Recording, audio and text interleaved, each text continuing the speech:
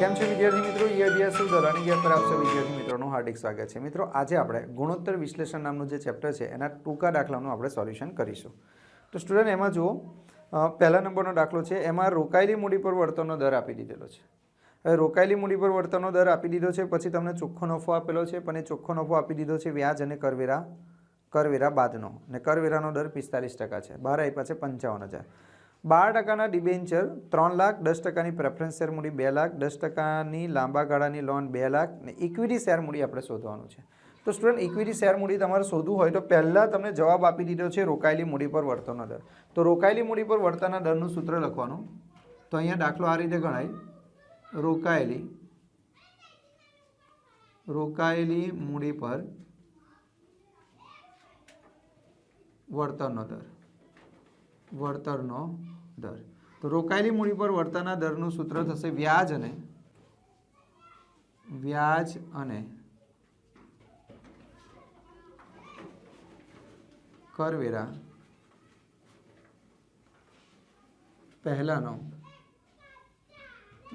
કરવેરા પહેલાનો નફો છેદમાં તમારે લખવાનું રોકાયેલી મૂડી, બરાબર।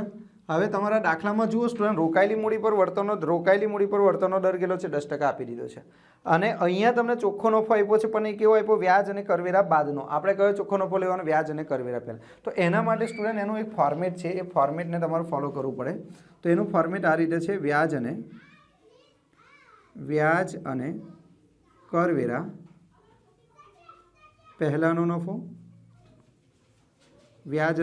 પહેલાંનો નફો, એમાંથી માઇનસ કરી દેવાનું સ્ટુડન્ટ, વ્યાજ માઇનસ કરવાનું, વ્યાજ માઇનસ કરો એટલે વ્યાજ બાદ પરંતુ કરવેરા પહેલાંનો નફો મળે, અને એમાંથી તમારે માઇનસ કરી દેવાના કરવેરા તમારે શું કરી દેવાના? માઇનસ। એટલે કરવેરા તમે માઇનસ કરો એટલે તમને મળી જાય વ્યાજ અને કરવેરા બાદ નફો, બરાબર છે।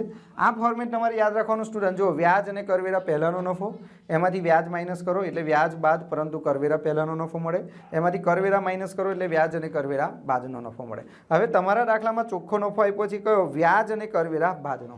તો વ્યાજ અને કરવેરા બાદનો ચોખ્ખો નફો કેટલો આપ્યો છે? 55,000। તો અહીંયા તમારે લખી દેવાનું 55,000, બરાબર છે। હવે તમે ધ્યાનથી જુઓ સ્ટુડન્ટ, કરવેરાનો દર કેટલો છે? 45%। એટલે અહીંયા જે કરવેરા છે ને, એ કરવેરા કેટલા ટકા છે? 45%। સ્ટુડન્ટ અહીં 45%, પણ એ 45% શાના થાય? તો કે આ રકમના 45% થાય। અહીંયા જે રકમ હોય ને, અરે સમજો સ્ટુડન્ટ, વ્યાજ બાદ પરંતુ કરવેરા પહેલાંનો નફો, અહીંયા જે રકમ હોય ને એના કેટલા ટકા? 45। તો આપણે એવું ધારી લઈએ કે અહીંયા જે રકમ હશે એ કેટલી હશે? 100 હશે। 100માંથી કરવેરા 45 જાય તો આ કેટલા હશે? 55, બરાબર। તો 55 એ કેટલા છે? 55,000। 55,000 તો 45 એ કેટલા થાય? તો કે 45,000 થાય। ખબર પડે છે કે ના થાય? આ બંનેનું ટોટલ ના ખબર પડે તો બુદ્ધિ વાપરો। આ બંનેનું ટોટલ કેટલું થવું જોઈએ? 100। અહીંયા કેટલા છે? 45, તો અહીં કેટલા થાય? 55। તો 55 એ 55,000 તો 45 એ કેટલા? 45,000 થાય। હવે ઊંધી ગણતરી, નીચેથી ઉપર જાઓ એટલે અહીં માઇનસ છે તો શું થાય છે? પ્લસ। તો 55 + 45 કેટલા થાય? 1 લાખ। ખબર પડી? હવે અહીંયા તમારે શું લખી દેવાનું? વ્યાજ। તો વ્યાજ શાનું લખીશું સ્ટુડન્ટ? તો તમારા દાખલામાં ડિબેન્ચર આપ્યા છે, જો કેટલા છે? 3 લાખ। 3 લાખના 12% કરો, ડિબેન્ચર પર વ્યાજ, તો ડિબેન્ચર કેટલા છે બોલો તો? 3 લાખ। 3 લાખના કેટલા ટકા? 12%। તો 12 × 36, 3,60,000 ડિબેન્ચરનું વ્યાજ થયું, 3,60,000। પછી બીજું શાનું વ્યાજ આવશે સ્ટુડન્ટ? લોન છે, જો લાંબા ગાળાની લોનનું વ્યાજ। તો લોન કેટલી છે તે જુઓ, લોન છે 2 લાખ। તો 2 લાખના કેટલા ટકા છે? 10%। તો 2 લાખના 10% કેટલા થશે બોલો તો? 3 લાખ છે ને પેલા, 1 મિનિટ, 3 લાખના 12%, 12 × 36, 36,000 થાય। અને 2 લાખના 10% તમે કરશો એટલે કેટલા થશે? 20,000 થશે। એટલે ટોટલ કેટલા થશે? 56,000 શું થઈ ગયું સ્ટુડન્ટ? વ્યાજ। તો અહીંયા વ્યાજ તમારે લખી નાખવાનું કેટલું? 56,000।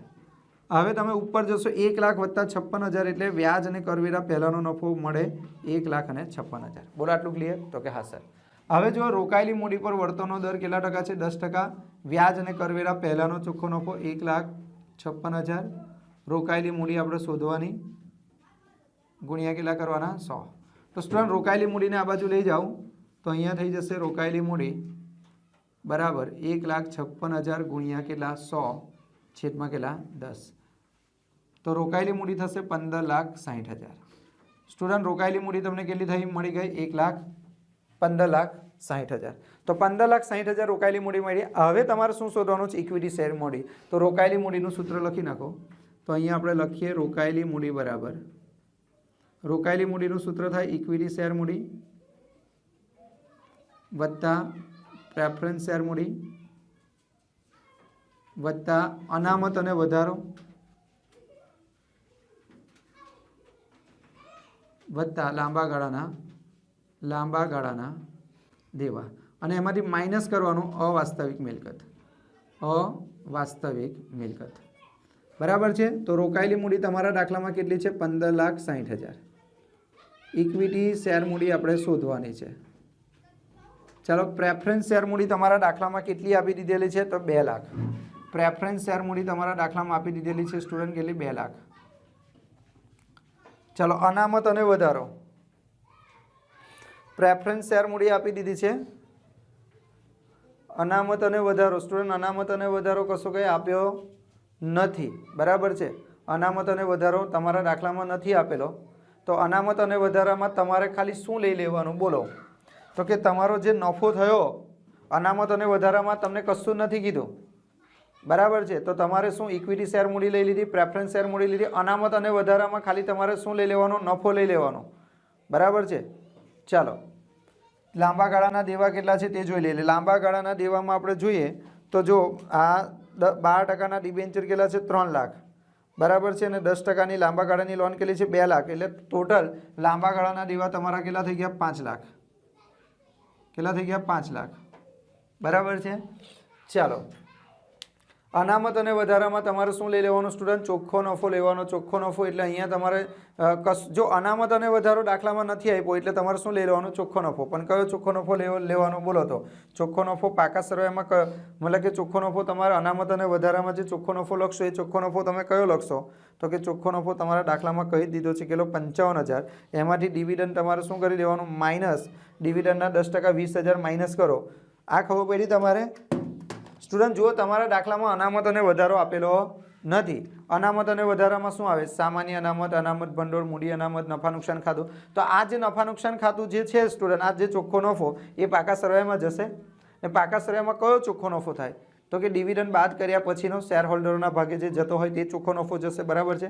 તો તમારે શું કરવાનો? નહીં તો આ જે ચોખ્ખો નફો છે ને અહીં કેટલો ચોખ્ખો નફો આપ્યો છે? 55,000. તો 55,000નો જે ચોખ્ખો નફો છે એ ડાયરેક્ટ તમારે અહીંયા લખી નાખવાનો. બરાબર છે. ખબર પડી? ચાલો, તો હવે કરો કેટલા થશે? 15,60,000. અહીંયા તમારે લખી દેવાનું ઇક્વિટી શેર મૂડી. ચાલો, આનું ટોટલ કરો કેટલું થશે? 5 લાખ રૂપિયા, પછી 55,000, પછી કેટલા? 2 લાખ. એટલે અહીં થશે 7,55,000. આ 7,55,000 ને આ બાજુ લાવી નાખો. 15,60,000 માઇનસ 7,55,000 એટલે ઇક્વિટી શેર મૂડી. માટે ઇક્વિટી શેર મૂડી કેટલી થશે? ઇક્વિટી શેર મૂડી બાદ બાકી કરી નાખો. 15,60,000, 8 લાખ અને 5,000. તો તમારો જવાબ આવશે સ્ટુડન્ટ કેટલો? 8 લાખ અને 5,000. સ્ટુડન્ટ, અનામત અને વધારામાં શું આવે? સામાન્ય અનામત, અનામત ભંડોળ, મૂડી અનામત, નફા નુકસાન ખાતું આવે કે નહીં? અહીંયા અનામત અને વધારો નથી આપ્યો તો તમારે નફા નુકસાન ખાતાની જે 55,000 રૂપિયાની બાકી હતી એ તમારે લખી દેવાની. બરાબર છે. ચાલો, હવે કયો દાખલો કરીશું આપણે? એની પછીનો.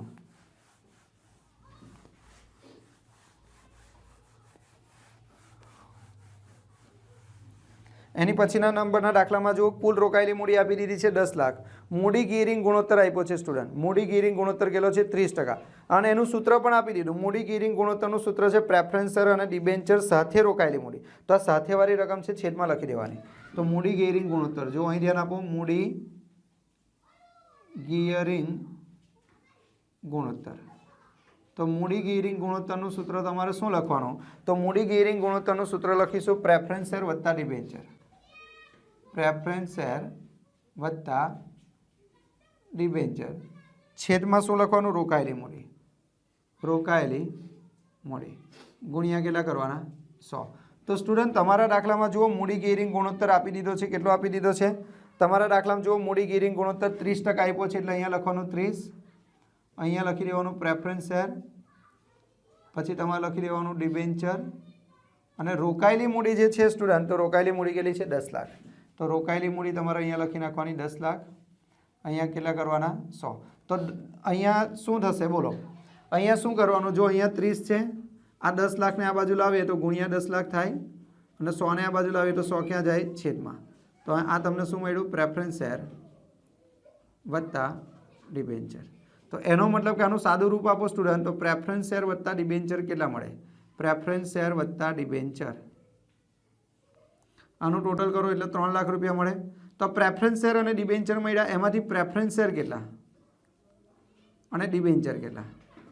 તો પ્રેફરન્સ શેર અને ડિબેન્ચરનું પ્રમાણ 2:1 આપ્યું છે. તો સ્ટુડન્ટ આને 2:1 પ્રમાણમાં વહેંચો તો પ્રેફરન્સ શેર કેટલા થઈ જાય? 2 લાખ, અને ડિબેન્ચર કેટલા થઈ જાય? 1 લાખ. ચાલો અહીંયા સુધી દાખલો આપણો પતી ગયો. તો કે હા સર પતી ગયો. આગળ જુઓ સ્ટુડન્ટ, શું કીધું? સામાન્ય અનામત અને નફા નુકસાન સાથે ઇક્વિટી મૂડી કેટલા છે? 25%. તો આપણે એની ગણતરી અહીંયા કરીએ. શું કીધું છે? સામાન્ય અનામત અને નફા નુકસાન સાથે કુલ ઇક્વિટી મૂડી. તેનું સૂત્ર શું થાય? તો કે સામાન્ય અનામત લખવાનું ઉપર વત્તા નફા નુકસાન ખાતું અને કુલ ઇક્વિટી છેદમાં લખવાની. કુલ ઇક્વિટી મૂડી 100. બરાબર છે. તો હવે ધ્યાન આપજો સ્ટુડન્ટ, સામાન્ય અનામત અને નફા નુકસાન સાથે કુલ ઇક્વિટી મૂડી કેટલા ટકા છે? 25%. તો 25% અહીંયા લખવાના, અહીં સામાન્ય અનામત લખવાનું સ્ટુડન્ટ, વત્તા નફા નુકસાન ખાતું લખવાનું, કુલ ઇક્વિટી મૂડી અહીંયા લખીએ, કુલ ઇક્વિટી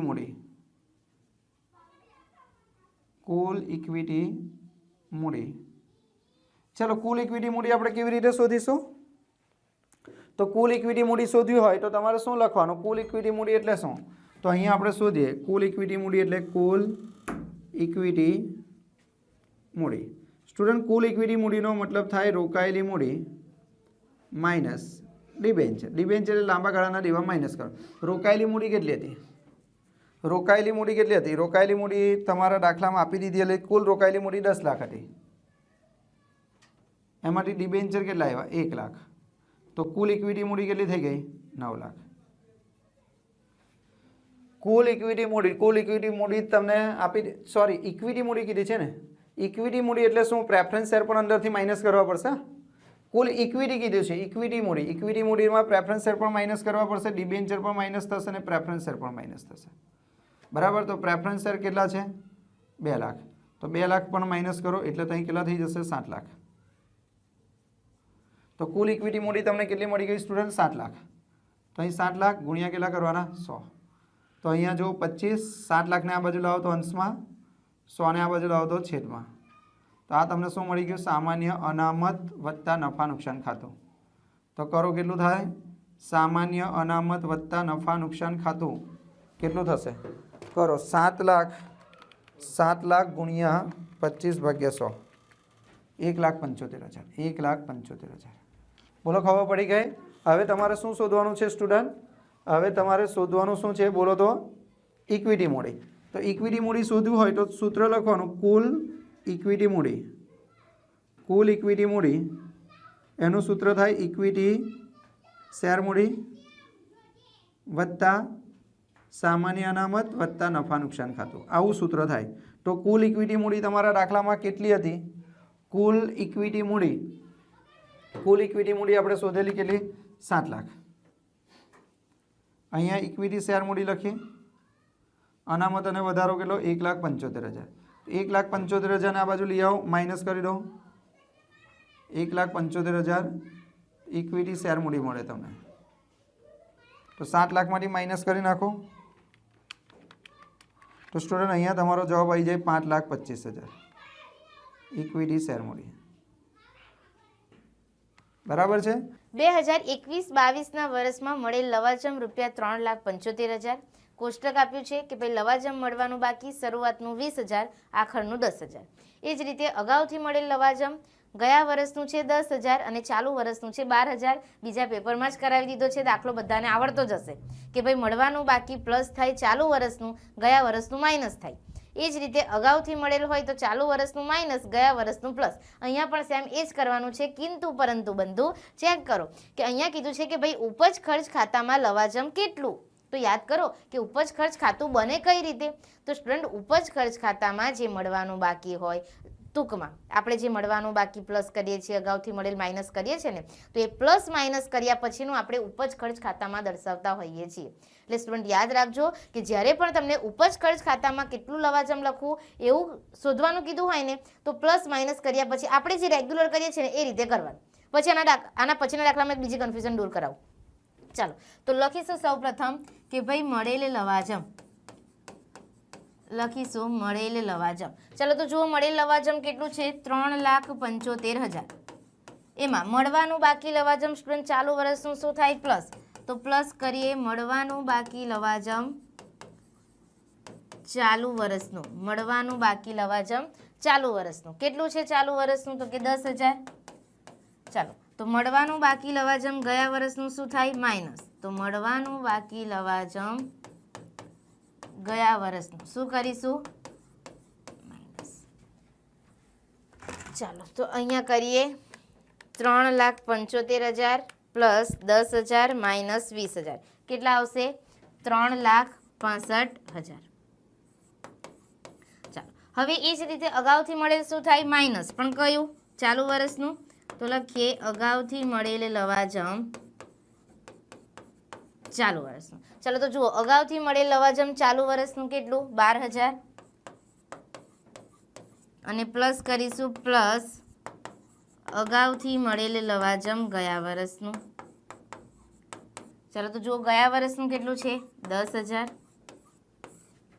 ચાલો તો અહીંયા કરીએ 3,65,000 માઇનસ 12,000 પ્લસ 10,000 કેટલા આવે છે સ્ટુડન્ટ 3,63,000. તો આ તમારો આન્સર 3,63,000. તો ઉપજ ખર્ચ ખાતામાં તમે કેટલું લવાજમ દર્શાવશો 3,63,000. બોલો ક્લિયર થાય છે. એનો મતલબ કે આપણે જે ફોર્મેટ આ ફોલો કરીએ છીએ એ ઉપજ ખર્ચ ખાતામાં રકમ લખાય. હવે તમને બીજું એક આ રીતે પૂછી શકે, જો ચોથા નંબરનો દાખલો છે અહીંયા 3 માર્ક્સમાં પૂછ્યો છે, દેખાતું હોય તો ઉલટું કરીને પૂછ્યું છે. ઉપજ ખર્ચ ખાતાનું આપી દીધું છે અને આવક જાવક ખાતામાં કેટલું લખવું એ શોધવાનું કીધું છે. જોજો અહીંયા કે તારીખ 31/3/22ના રોજ પૂરા થતા વર્ષના ઉપજ ખર્ચ ખાતામાં લવાજમની આવક 2,45,000 છે. એનો મતલબ અહીંયા જ ક્લિયર કરાવો, આ જે 3,63,000 શોધ્યા ને એ વસ્તુ આપણને આપી દીધી અને શોધવાનું કીધું આ 3,75,000. તો શું કરવાનું ઉલટું ફોર્મેટ તો એનું એ જ રાખવાનું. બરાબર જોજો આપી દીધા 2,45,000 તારીખ 31/3/22ના રોજ પૂરા થતા વર્ષના આવક જાવક ખાતામાં લવાજમની રકમ કેટલી. બરાબર ચલો આપણું ફોર્મેટ તો આપણે પહેલા લખી દઈએ. લખીએ મળેલ લવાજમ પ્લસ મળવાનું બાકી લવાજમ કયા વર્ષનું, બોલો કયા વર્ષનું, તો કે ચાલુ વર્ષનું માઇનસ મળવાનું બાકી લવાજમ ગયા વર્ષનું. અહીંયા રકમ કરીશું. ચાલો એમાંથી અગાઉથી મળેલ લવાજમ ચાલુ વર્ષનું શું થાય માઇનસ અને પ્લસ અગાઉથી મળેલ લવાજમ ગયા વર્ષનું શું કરીશું પ્લસ. ક્લિયર આટલું. ચાલો હવે ઉપજ ખર્ચ ખાતામાં લવાજમની રકમ આપી છે 2,45,000. તો અહીંયા આવી જશે 2,45,000.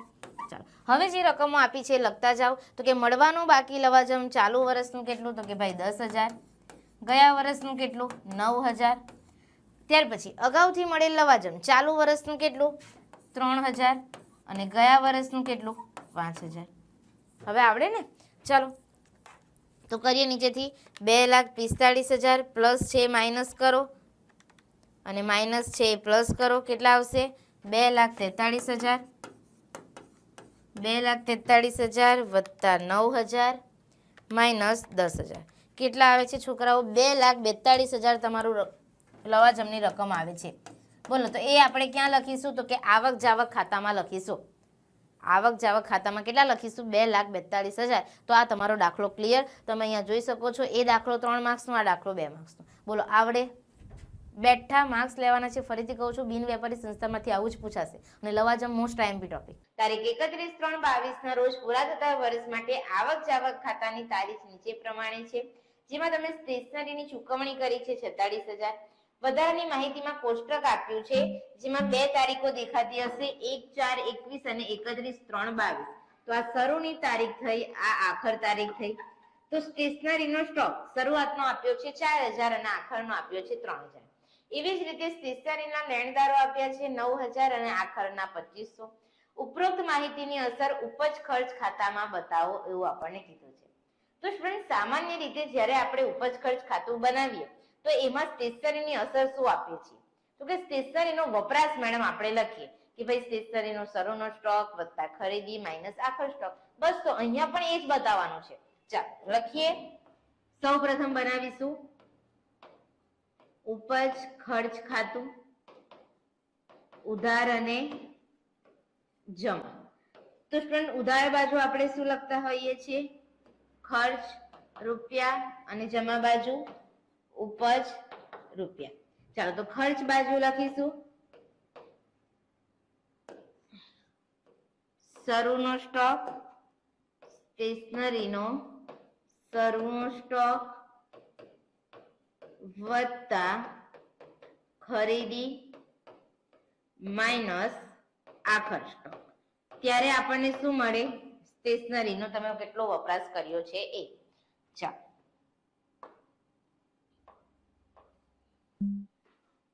તો સ્ટુડન્ટ, અહીંયા એક વસ્તુ સમજવાનું કે સ્ટેશનરીનો શરૂનો સ્ટોક તો ચાલો 4,000 આપી દીધો છે, આખરનો સ્ટોક પણ 3,000 આપી દીધો છે. પણ પ્રોબ્લેમ કોની છે? તો કે ખરીદી કેટલી છે એ મને ખબર નથી. તો એ કઈ રીતે શોધીએ આપણે? ખરીદી કઈ રીતે શોધીએ? વિચારો થોડું. તો સ્ટુડન્ટ, જનરલી આપણે શું કરતા હોઈએ છીએ કે મેડમ તમે પણ કહેશો કે મેડમ અત્યાર સુધી અમે આ લેણદારો જે શબ્દ છે એ ફક્ત અને ફક્ત ખરીદી માટે સાંભળ્યો હતો. હા કે ના? તો કે હા. કે જ્યારે કોઈ પણ વ્યક્તિ પાસેથી આપણે ઉધાર ખરીદી કરીએ છીએ, મતલબ કે ખરીદી કરી અને નાણાં ચૂકવતા નથી, નાણાં અમે તમને પછી ચૂકવી જઈશું એવો કોઈ વાયદો કરીએ છીએ, તો એ વ્યક્તિ આપણા માટે લેણદાર બની ગઈ. તો હવે અહીંયા સ્ટેશનરીના લેણદાર એટલે શું? અહીંયા પણ એ જ મિનિંગ છોકરાઓ, કે આપણે કોઈ સ્ટેશનરીની દુકાન પર જઈએ, સ્ટેશનરીની ખરીદી કરીએ. સ્ટેશનરી એટલે પેન, પેન્સિલ, ચોપડા, નવનીત, તમારી સ્વાધ્યાય પોથી, બરાબર? એ બધાની તમે ખરીદી કરો છો પણ પૈસા ચૂકવતા નથી, તો એ તમારા શું બની ગયા? સ્ટેશનરીના લેણદારો બની ગયા. ખ્યાલ છે આટલું? ચાલો, તો સ્ટેશનરીના લેણદારોની તમને શરૂઆતની બાકી આપી છે, આખરની બાકી આપી છે અને ચૂકવણી આપી છે. પણ મેડમ આનો મતલબ શું થાય? ચાલો એક વાર્તા દ્વારા સમજીએ કે ચંપક ચાચાની એક સ્ટેશનરીની દુકાન છે. એ દુકાન પર તમે સ્ટેશનરી ખરીદવા માટે અવારનવાર જાઓ છો, બરાબર? તમારી ઓળખાણ સારી છે તો તમે એમને પૈસા આપતા નથી, તમે ઉધાર ત્યાંથી સ્ટેશનરીની ખરીદી કરો છો. ઓકે? તો કે હા. હવે ચંપક ચાચા ચોપડો રાખે છે કે કયો છોકરો મારી પાસેથી કેટલી કેટલી વસ્તુ લઈ જાય એ બધું લખ્યા કરે. ચાલ, તો જ્યારે વર્ષ શરૂ થયું ત્યારે તમારી બાકી એમની પાસે નીકળતી હતી, શરૂઆતની કેટલી નીકળતી હતી? 9,000, બરાબર? પછી આખું વર્ષ તમે શું કર્યું હશે? તો કે આખું વર્ષ તમે ખરીદી કરી હશે, પેન છે, પેન્સિલ છે, સ્કેલ છે, તમારા ચોપડાઓ હોય, તમારી બુક્સ હોય, તમારું મટીરિયલ્સ હોય, તમે ઝેરોક્સ કઢાવતા હોય, તમે ઘણું બધું કર્યું હશે. તો તમે ખરીદી ઘણી બધી કરી છે, પણ એ ખરીદી કેટલી કરી એ ખબર નથી. એ કિંમત જ તમને ખબર નથી. તમે ચંપક ચાચાને કહી દો કે હું લઈ જાઉં છું, ડાયરામાં લખી દેજો, હું લઈ જાઉં છું, ડાયરામાં લખી દેજો. એટલે એ તો લખતા ગયા. હવે વર્ષ પૂરું થવાનો આરે હતું, ત્યાં વચ્ચે તમે ગયા અને તમે ચંપક ચાચાને આપી દીધા 46,000 રૂપિયા. કેટલા આપી દીધા? 46,000 રૂપિયા. કે લો આ 46,000 રૂપિયા લઈ લો, આપણો જે હિસાબ હોય એ જોઈ લેજો. તો તમારે આ જે ટોટલ આપવાના હતા એમાંથી ચૂકવણી શું કરશે ચંપક ચાચા? સમજો, અહીંયા કોઈ રકમ હશે, એમાંથી તમારી ચૂકવણી શું થઈ જાય? તો કે માઇનસ થઈ જાય. છોકરાઓ શું થઈ જાય? માઇનસ થઈ જાય, બરાબર? તો તમારા આખરમાં કેટલા આપવાના નીકળે છે ચંપક ચાચાને? તો કે 2,500 રૂપિયા. બોલો, આજે લખ્યું એમાં ખબર પડી? તો કે હા મેડમ પડી. તો હવે પ્લસ માઇનસ કરીને ખરીદી શોધી લાવો ને કે 2500 વત્તા 46,000 માઇનસ 9,000 તો તમારી ખરીદી કેટલી હશે 39,500 બોલો નથી સમજ પડતી કે આપણે હવે જો આપણી પાસે આન્સર આવી ગયો તો આ વાર્તાને સીધી બનાવી દઈએ કે આપણી 1/4 રોજ ચંપક ચાચાના ચોપડે આપણે એમને 9,000 આપવાના બાકી નીકળતા હતા આખું વર્ષ દરમિયાન આપણે એમની પાસેથી 39,500 ની ખરીદી કરી તો કે હા 9,000 ચંપક ચાચા જોજો હા 9,000 શરૂઆતના અને 39,500 આ વર્ષના એટલે 48,500 આપવાના નીકળે છે લો આવો તમને 46,000 આપીને જાઉં છું ઓકે બેટા કઈ વાંધો નહીં 2500 તારી આખર બાકી હવે નવા વર્ષે તારે મને 2500 આપવાના બાકી રહેશે તો કે હા આ ખબર પડી તો સ્ટુડન્ટ આ તો પ્રેક્ટિકલ વાત થઈ પણ આપણે એકાઉન્ટમાં શું કરતા હોઈએ છીએ ખાતું બનાવતા હોઈએ છીએ અને ખાતા પરથી આ રકમ આપણે શોધતા હોઈએ છીએ આ મેં તમને વાર્તા દ્વારા ભણાવી દીધું કે ખરીદી આપણી કેટલી 39,500 અત્યારે આન્સર આવી જાય પણ આ ખાતું બનાવવાનું પણ શીખી લઈએ કે સ્ટેશનરીના લેણદારનું ખાતું અને લેણદારની કઈ બાકી તો કે ભાઈ જમા બાકી એટલે જમા બાજુ લખાય છોકરાઓ બાકી આગળ લાવ્યા 9,000 ઉધાર બાજુ લખીશું બાકી આગળ લઈ ગયા કેટલા 2500 હવે સ્ટુડન્ટ તમે જે ચૂકવણી કરી તો ચૂકવણી માટે તમે આમનોંધ શું બનાવી હશે કોણ છે લેણદાર ચંપક ચાચા તો કે ચંપક ચાચા ખાતે ઉધાર તે રોકડ ખાતે જમા એટલે લેણદારો ખાતે ઉધાર તે રોકડ ખાતે જમા તો અહીંયા હું લખીશ રોકડ ખાતે જમા 46,000 આવે છે ખ્યાલ તો આ બંનેનું ટોટલ એટલે 48,500 અહીંયા પણ 48,500 એમાંથી માઇનસ કરીશ 9,000 તો કેટલા આવે છે 39,500 તો આ શું થઈ ખરીદી હવે તમે ખરીદી કરી ત્યારે આમનોંધ શું બનાવશો મારી પાસે સ્ટેશનરી આવી એટલે ઉધાર સ્ટેશનરી ખર્ચ ખાતે ઉધાર હજુ મેં પૈસા ચૂકવ્યા નથી એટલે ચંપક ચાચા ખાતે જમા એટલે આપણા કોણ છે લેણદાર તો કે લેણદારો ખાતે જમા તો અહીંયા હું લખી દઈશ સ્ટેશનરી ખર્ચ ખાતે તો સ્ટુડન્ટ આ થઈ ગઈ મારી ખરીદી તો આ રીતે અથવા તો આ રીતે પ્રેક્ટિકલી તમે બંનેમાંથી જે રીત તમને સમજ પડે એ રીતે તમે ખરીદી શોધી શકો પણ પ્રેક્ટિકલી સમજજો ચલો તો ખરીદી આપણે લખી દઈએ 39,500 તો લખીશું 4,000 પ્લસ 39,500 માઇનસ 3,000 કેટલા આવે છે સ્ટુડન્ટ 40,500 બસ આટલી જ એન્ટ્રી આપણે બતાવવાની હતી ઉપજ ખર્ચ ખાતાની ફક્ત વાત છે આટલી જ ગણતરી કરીને આપવાની છે અને 3 માર્ક્સ બેઠા લઈ લેવાના છે સહેલો દાખલો પણ કોને સહેલો લાગશે કોને ઈઝી લાગશે જેને કોન્સેપ્ટ બધા ક્લિયર હશે બરાબર એટલા માટે કહું છું કે એકાઉન્ટ ભણો છો તો માઇન્ડમાં એને પ્રેક્ટિકલી સમજતા જાઓ નહીં કે ગોખાણીઓ જ્ઞાન તારીખ 31/3/22 ના રોજનું મમતા લિમિટેડનું પાકું સરવૈયું તમને અહીંયા આપ્યું છે જોઈ શકો છો ઇક્વિટી અને દેવા જેમાં શેર હોલ્ડરોના ભંડોળ બિનચાલુ દેવા ચાલુ દેવા મિલકતોમાં પણ બિનચાલુ મિલકતો ચાલુ મિલકતો આખું પાકું સરવૈયું તમને આપી દીધું છે વધારાની માહિતીમાં કહેવામાં આવ્યું છે કે કાચો નફો વેચાણના 30% છે ચોખ્ખો નફો આપ્યો છે 8 લાખ પરંતુ એ ચોખ્ખો નફો કેવો છે તો કે વ્યાજ બાદ થઈ ગયું છે પરંતુ કરવેરા પહેલાનો છે એટલે કે આમાંથી તમારે કરવેરા માઇનસ કરવા પડશે તો તમને વ્યાજ અને કર બાદનો નફો મળશે કરવેરાનો દર છે 50% રોકડ વેચાણ ઉધાર વેચાણના 3 સપ્તમાંશ છે તારીખ 1/4/2021 ના રોજ સ્ટોક ₹5 લાખ હતો દેવાદારો પાસેથી ઉઘરાણી 90 દિવસે મળે છે જેમાં તમારે 360 દિવસ ધ્યાનમાં લેવાના છે નીચેના ગુણોત્તરોની ગણતરી કરો એવું કહેવામાં આવ્યું છે જેમાં તમારે 7 જેટલા ગુણોત્તર શોધવાના છે દાખલો એકદમ સહેલો છે ઓલરેડી આપણે એપ્લિકેશનમાં જ્યારે ચેપ્ટર શીખવાડતા હતા ને ત્યારે ચેપ્ટરના પ્રેક્ટિસ માટે મેં ઘણા બધા દાખલા તમને કરાવ્યા છે અને આ બધા કોન્સેપ્ટ એમાં ક્લિયર થઈ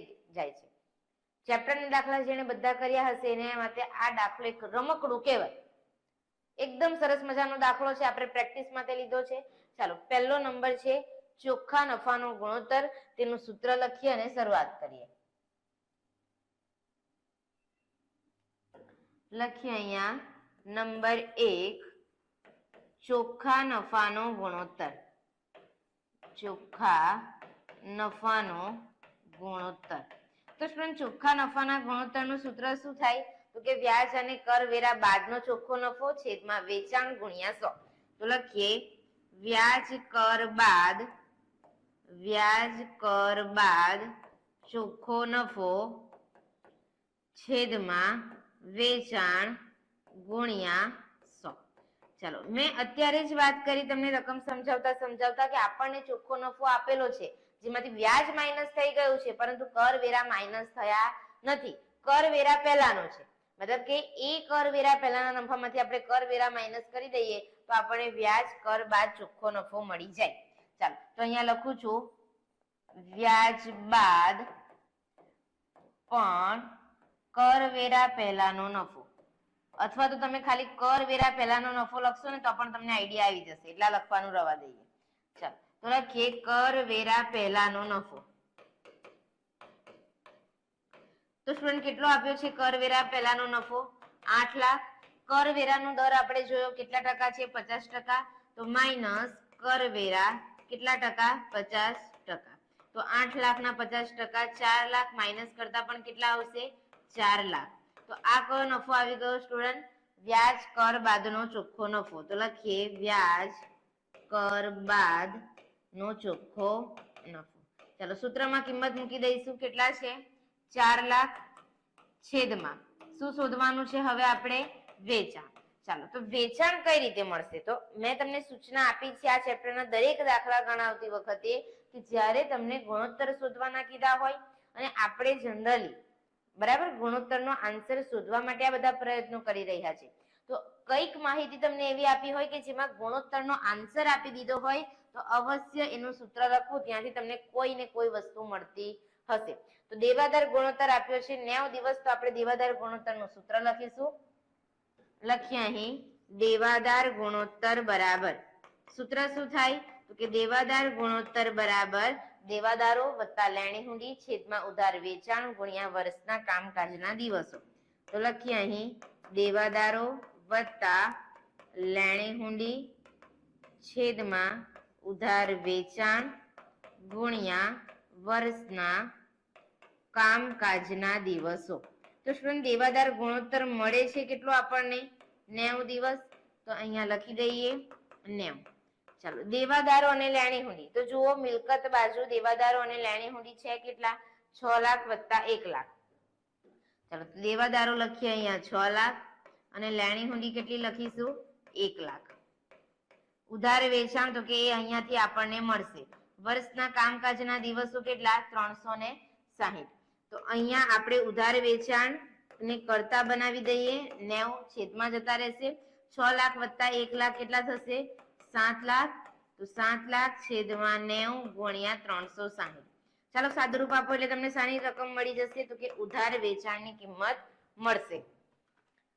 તો કરીએ 7 લાખ ગુણ્યા 360 ભાગ્યા 90 કેટલા આવે છે? 28 લાખ. ઉધાર વેચાણ સ્ટુડન્ટ તમને મળ્યું 28 લાખ. ચાલો હવે દાખલામાં ચેક કરો કે ઉધાર વેચાણ અને રોકડ વેચાણની કોઈ વાત કરવામાં આવી છે? તો કે હા કીધું છે કે રોકડ વેચાણ ઉધાર વેચાણના 3 સપ્તમાંશ છે. કોના? આવો પ્રશ્ન પૂછવાનો. કોના? તો કે ઉધાર વેચાણના. તો એને જ ધારવાનું. જેને ધારતા નહીં આવડતું હોય એના માટે ટ્રીક આપી દીધી. એક પ્રશ્ન પૂછવાનો કે રોકડ વેચાણ ઉધાર વેચાણના 3 સપ્તમાંશ છે, તો કે ભાઈ કોના 3 સપ્તમાંશ? તો કે ઉધાર વેચાણના. તો ધારો કે ઉધાર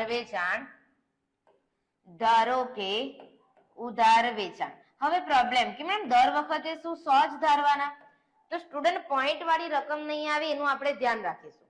અહીંયા હું જો ઉધાર વેચાણ 100 ધારું તો 100 ગુણ્યા 3 ભાગ્યા 7 કરું તો પોઈન્ટમાં આન્સર આવે છે. તો હું 100 નહીં ધારી શકું. 90 ધારીને જોઈએ 90 ગુણ્યા 3 ભાગ્યા 7 તો પણ પોઈન્ટમાં આવે છે. આપણે એવી રકમ લેવી નથી, આપણે તો પરફેક્ટ આન્સર જોઈએ. તો તમારે શું કરવાનું? જ્યારે આવું કંઈક આવે ને તો છેદમાં જોવાનું કયો અંક છે? તો કે 7 છે. તો એવી કોઈ સંખ્યા લો જેને તમે 7 વડે ભાગી શકતા હો. બરાબર? તો આપણે લઈ લઈએ 700. વચ્ચેની રકમ લઈ લઈએ. કઈ રકમ લઈએ? ધારો કે ઉધાર વેચાણ 700. આ કોઈ ફિક્સ ફોર્મ્યુલા નથી, હજુ પણ કહું છું, પણ તમારો આન્સર જે છે પોઈન્ટમાં નહીં આવવો જોઈએ એવી કોઈ સંખ્યા ધારવાની. ધારો કે ઉધાર વેચાણ 700 માટે રોકડ વેચાણ તો કે 700 ના 3 સપ્તમાંશ કરો. 700 ગુણ્યા 3 ભાગ્યા 7 300. જો પોઈન્ટમાં નથી આવતું ને? ચાલો તો રોકડ વેચાણ વત્તા ઉધાર વેચાણ એટલે બોલો આપણને શું મળ્યું? તો કે કુલ વેચાણ. હવે આ 3 માંથી કઈ વસ્તુ આપણી પાસે છે? તો કે ઉધાર વેચાણ. તો પદ મૂકીએ કે ઉધાર વેચાણ 28 લાખ હોય, ઉધાર વેચાણ 28 લાખ હોય તો કુલ વેચાણ કેટલું? સોરી હજુ તો પદ મૂકવાનું છે ને આપણે. ઉધાર વેચાણ જો 700 હોય તો કુલ વેચાણ 1000 માટે ઉધાર વેચાણ જો 28 લાખ હોય તો કુલ વેચાણ કેટલું મળી જાય? તો કરીશું 28 લાખ ગુણ્યા 1000 ભાગ્યા 700 કેટલા આવે છે સ્ટુડન્ટ? 40 લાખ. તો 40 લાખ ને શું કહેવાશે? કુલ વેચાણ. ચાલો તો હવે સૂત્રમાં કિંમત મૂકી દઈએ. લખીશું 40 લાખ. ચાલો તો સ્ટુડન્ટ 4 લાખ ગુણ્યા 100 છેદમાં 40 લાખ આન્સર કેટલો આવશે? તો કે 10%. આ તમારો જવાબ થઈ ગયું. ચાલો તો પહેલો ગુણોત્તર મળી ગયો, ચોખ્ખા નફાનો ગુણોત્તર. ચાલો સેકન્ડ નંબરનો ગુણોત્તર કયો આપ્યો છે? સંચાલન ગુણોત્તર. તો એનું સૂત્ર લખીએ. નંબર 2 સંચાલન ગુણોત્તર. છોકરાઓ એનું સૂત્ર શું થાય? સંચાલન ગુણોત્તરનું બધાને આવડવું જ જોઈએ. હવે વેચેલ માલની પડતર વત્તા સંચાલન ખર્ચા છેદમાં વેચાણ ગુણ્યા 100. તો લખીએ વેચેલ માલની પડતર વત્તા સંચાલન ખર્ચા છેદમાં વેચાણ ગુણ્યા 100. ચાલો તો વેચેલ માલની પડતર કેટલી છોકરાઓ અહીંયા? તો વેચેલ માલની પડતર તો આપણી પાસે છે નહીં, સંચાલન ખર્ચા પણ નથી, ફક્ત અને ફક્ત શું છે? તો કે ફક્ત અને ફક્ત આપણી પાસે વેચાણ જ છે. ચાલો તો શું કરીએ? તો કે બધી વસ્તુ શોધવી પડશે. ચાલો તો જોઈએ વધારાની માહિતીમાં એના વિશે કઈ કીધું છે. ચાલો આ 2 પોઈન્ટ યુઝ કરી લીધા આપણે, આ પણ યુઝ કરી લીધો. જો પહેલું વિધાન કે કાચો નફો વેચાણના 30% છે. તો લખું છું અહીંયા વિધાન કાચો નફો વેચાણના 30% છે. તો સ્ટુડન્ટ અહીંયા આન્સર પૂછવાનો કે કોના 30% ભાઈ? તો કે વેચાણના. તો કોને ધારી લેવાનું? વેચાણને. ધારો કે વેચાણ 100. અહીંયા તમારે કઈ વિચારવાની જરૂર નથી. ધારો કે વેચાણ 100 માટે કાચો નફો કેટલો થાય? તો કે 100 ના 30% એટલે કેટલા થશે? 30. હવે આપણને ખ્યાલ છે સ્ટુડન્ટ કે તમે વેચાણમાંથી કાચો નફો માઇનસ કરો તો તમને શું મળે? તો કે વેચેલ માલની પડતર મળે. ચાલો તો 100 માઇનસ 30 કેટલા આવશે? 70. હવે આ બધામાંથી આપણી પાસે કઈ વસ્તુ છે? વેચાણ છે. તો ત્યાંથી પદ મુકાય કે વેચાણ મારું 100 હોય તો વેચાણ પડતર કેટલી? 70. માટે વેચાણ કેટલું આવ્યું જુઓ તમારું? 40 લાખ. તો 40 લાખ વેચાણ હોય તો વેચેલ માલની પડતર કેટલી? ખ્યાલ આવે છે? તો કરીશું 40 લાખ ગુણ્યા 70 ભાગ્યા 100 કેટલા આવે છે? 28 લાખ. તો સ્ટુડન્ટ તમારી વેચેલ માલની પડતર આવી ગઈ 28 લાખ. ક્લિયર છે બધાને? તો અહીંયા લખી દઈએ 28 લાખ પ્લસ આપણે કરવાના છે સંચાલન ખર્ચા. હવે સંચાલન ખર્ચા કઈ રીતે મળે ભાઈ? તો કે હા અમને સૂત્ર યાદ છે. કયું સૂત્ર છે? કાચો નફો માઇનસ ચોખ્ખો નફો. પણ એ ચોખ્ખો નફો કેવો? વ્યાજ અને કરવેરા પહેલાનો. તો કે કાચો નફો તો છે નહીં, પણ હા મળી જશે અત્યારે જ. શું કરવાથી? વેચાણ માઇનસ વેચેલ માલની પડતર. તો અહીંયા કરું છું વેચાણ કેટલું? 40 લાખ માઇનસ વેચાણ પડતર કેટલી આવી? 28 લાખ. તો સ્ટુડન્ટ આ બંને વચ્ચેનો ડિફરન્સ એ શું કહેવાશે? કાચો નફો. શું કહેવાશે? કાચો નફો. ચાલો તો કાચો નફો મળી ગયો અહીંયા આપણને. કાચો નફો મળી ગયો. હવે તો કે સંચાલન ખર્ચા કઈ રીતે મળે? તો કે કાચા નફામાંથી ચોખ્ખો નફો માઇનસ કરવાનો. કાચા નફામાંથી ચોખ્ખો નફો માઇનસ કરવાનો. પણ કયો ચોખ્ખો નફો? તો કે વ્યાજ કર પહેલાનો. વ્યાજ કર પહેલાનો. પણ વ્યાજ કર પહેલાનો નફો તો આપણી પાસે છે નહીં. છોકરાઓ એક ફોર્મેટ જ ખાલી તમારે અહીંયા યાદ કરી લેવાનું છે. આપણું ફોર્મેટ જુઓ, ગુચવાતા નહીં. મેં ઉપર કરાવ્યું છે, ક્યાંથી કરાવ્યું એ પણ બતાવો. વ્યાજ કર પહેલાનો શોર્ટમાં લખું છું. એમાંથી શું માઇનસ કરીએ? વ્યાજ. એટલે અહીંયા તમને કયો મળે? કરવેરા પહેલાનો. એમાંથી શું માઇનસ કરો? કરવેરા. એટલે તમને શું મળે? તો કે વ્યાજ કર બાદનો. કયો નફો મળશે? વ્યાજ કર બાદ. અત્યારે મેં તમને આગળ જે કેલ્ક્યુલેશન કરાવી એ આટલી કરાવી, કારણ કે મને કરવેરા પહેલાનો નફો આપ્યો છે. મારે તો વ્યાજ અને કરવેરા બાદનો જોઈતો તો એટલા માટે મેં આટલી ગણતરી કરી. હવે મને આ વ્યાજ અને કરવેરા પહેલાનો નફો જોઈએ છે. તો મને આ 8 લાખ તો આપ્યા જ છે ને, તો 8 લાખ લખી દો.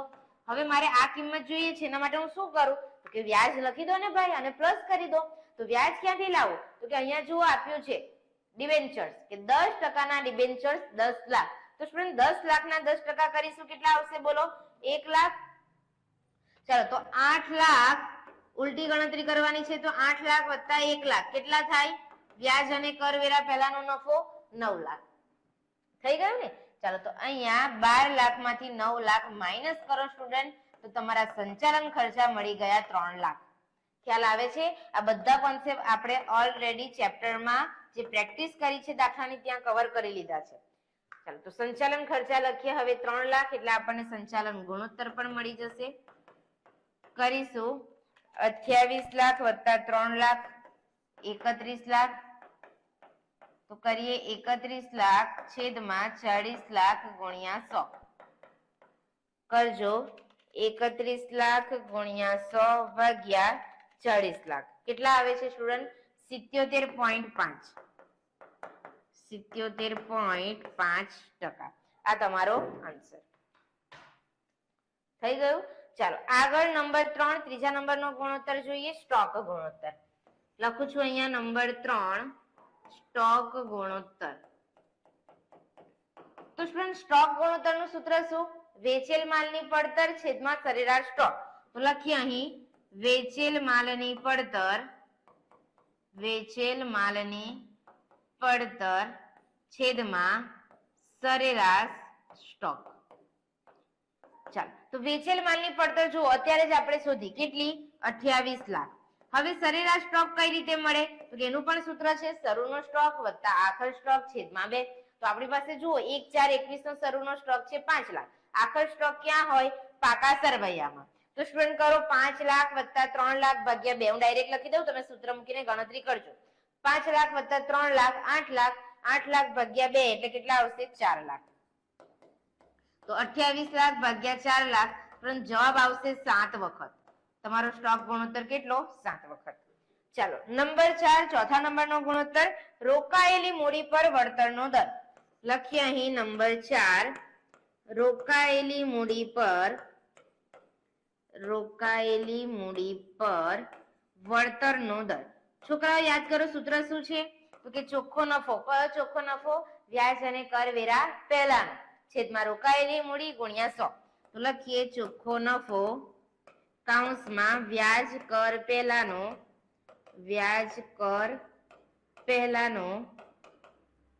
છેદમાં રોકાયેલી મૂડી ગુણ્યા 100. તો સ્ટુડન્ટ ચોખ્ખો નફો વ્યાજ અને કરવેરા પહેલાનો કેટલો છે? 9 લાખ.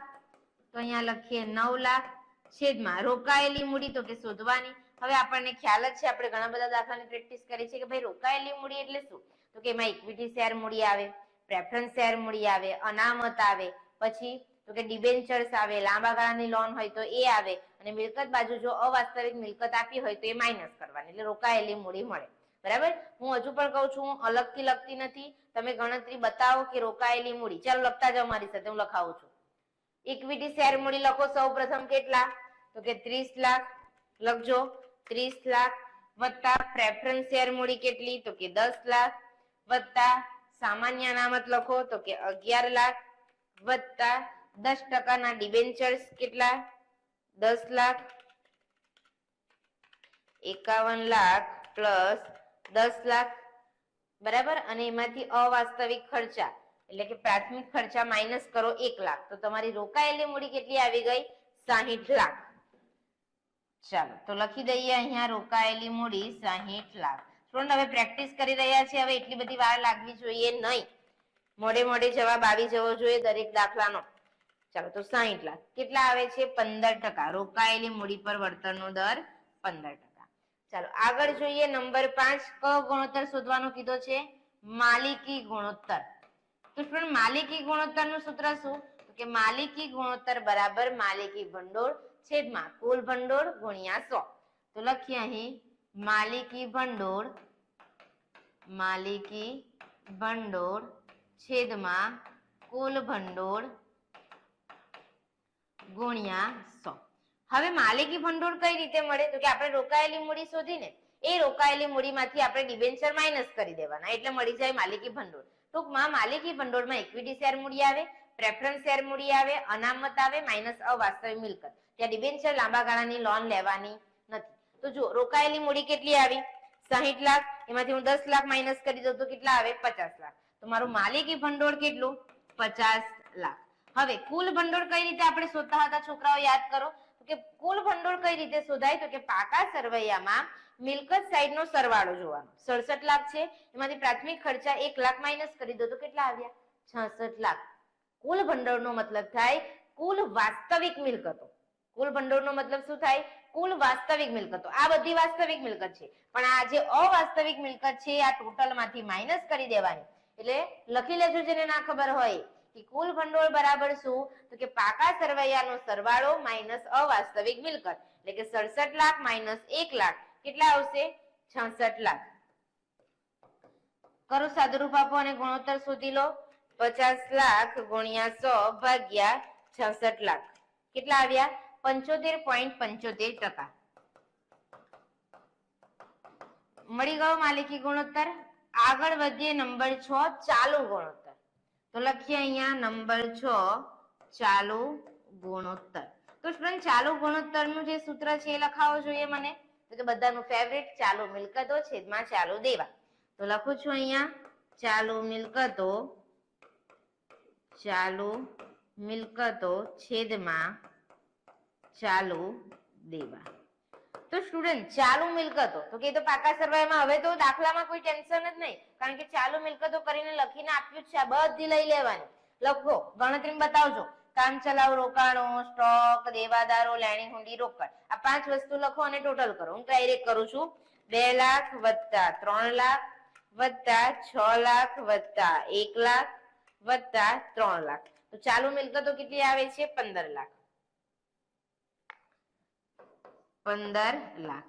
ચાલો તો ચાલુ દેવા પણ જુઓ તમને આપ્યા જ છે. બિન ચાલુ દેવા અને ચાલુ દેવા. ચાલુ દેવામાં કઈ કઈ વસ્તુ છે જુઓ?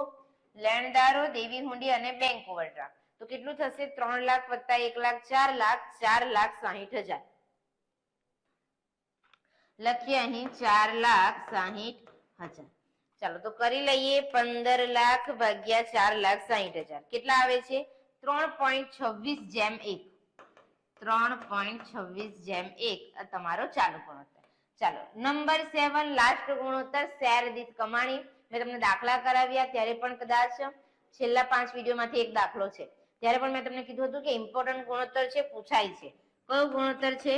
શેર દીઠ કમાણી. તો છોકરાઓ શેર દીઠ કમાણીનું સૂત્ર શું થાય તો કે શેર દીઠ કમાણી બરાબર ચોખ્ખો નફો. પણ કયો ચોખ્ખો નફો? વ્યાજ અને કરવેરા બાદનો માઇનસ પ્રેફરન્સ ડિવિડન્ડ છેદમાં ઇક્વિટી શેરની સંખ્યા. તો લખું છું અહીંયા ચોખ્ખો નફો કયો તો કે વ્યાજ કર બાદ માઇનસ પ્રેફરન્સ ડિવિડન્ડ છેદમાં ઇક્વિટી શેરની સંખ્યા. તો સ્ટુડન્ટ વ્યાજ અને કરવેરા બાદનો ચોખ્ખો નફો કેટલો તો કે 4 લાખ માઇનસ પ્રેફરન્સ ડિવિડન્ડ. તો જુઓ પ્રેફરન્સ શેર મૂડી કેટલી આપી છે આપણને તો કે પ્રેફરન્સ શેર મૂડી આપી છે અહીંયા 10 લાખ. તો સ્ટુડન્ટ 10 લાખના 10% કેટલા થાય તો કે 1 લાખ થાય.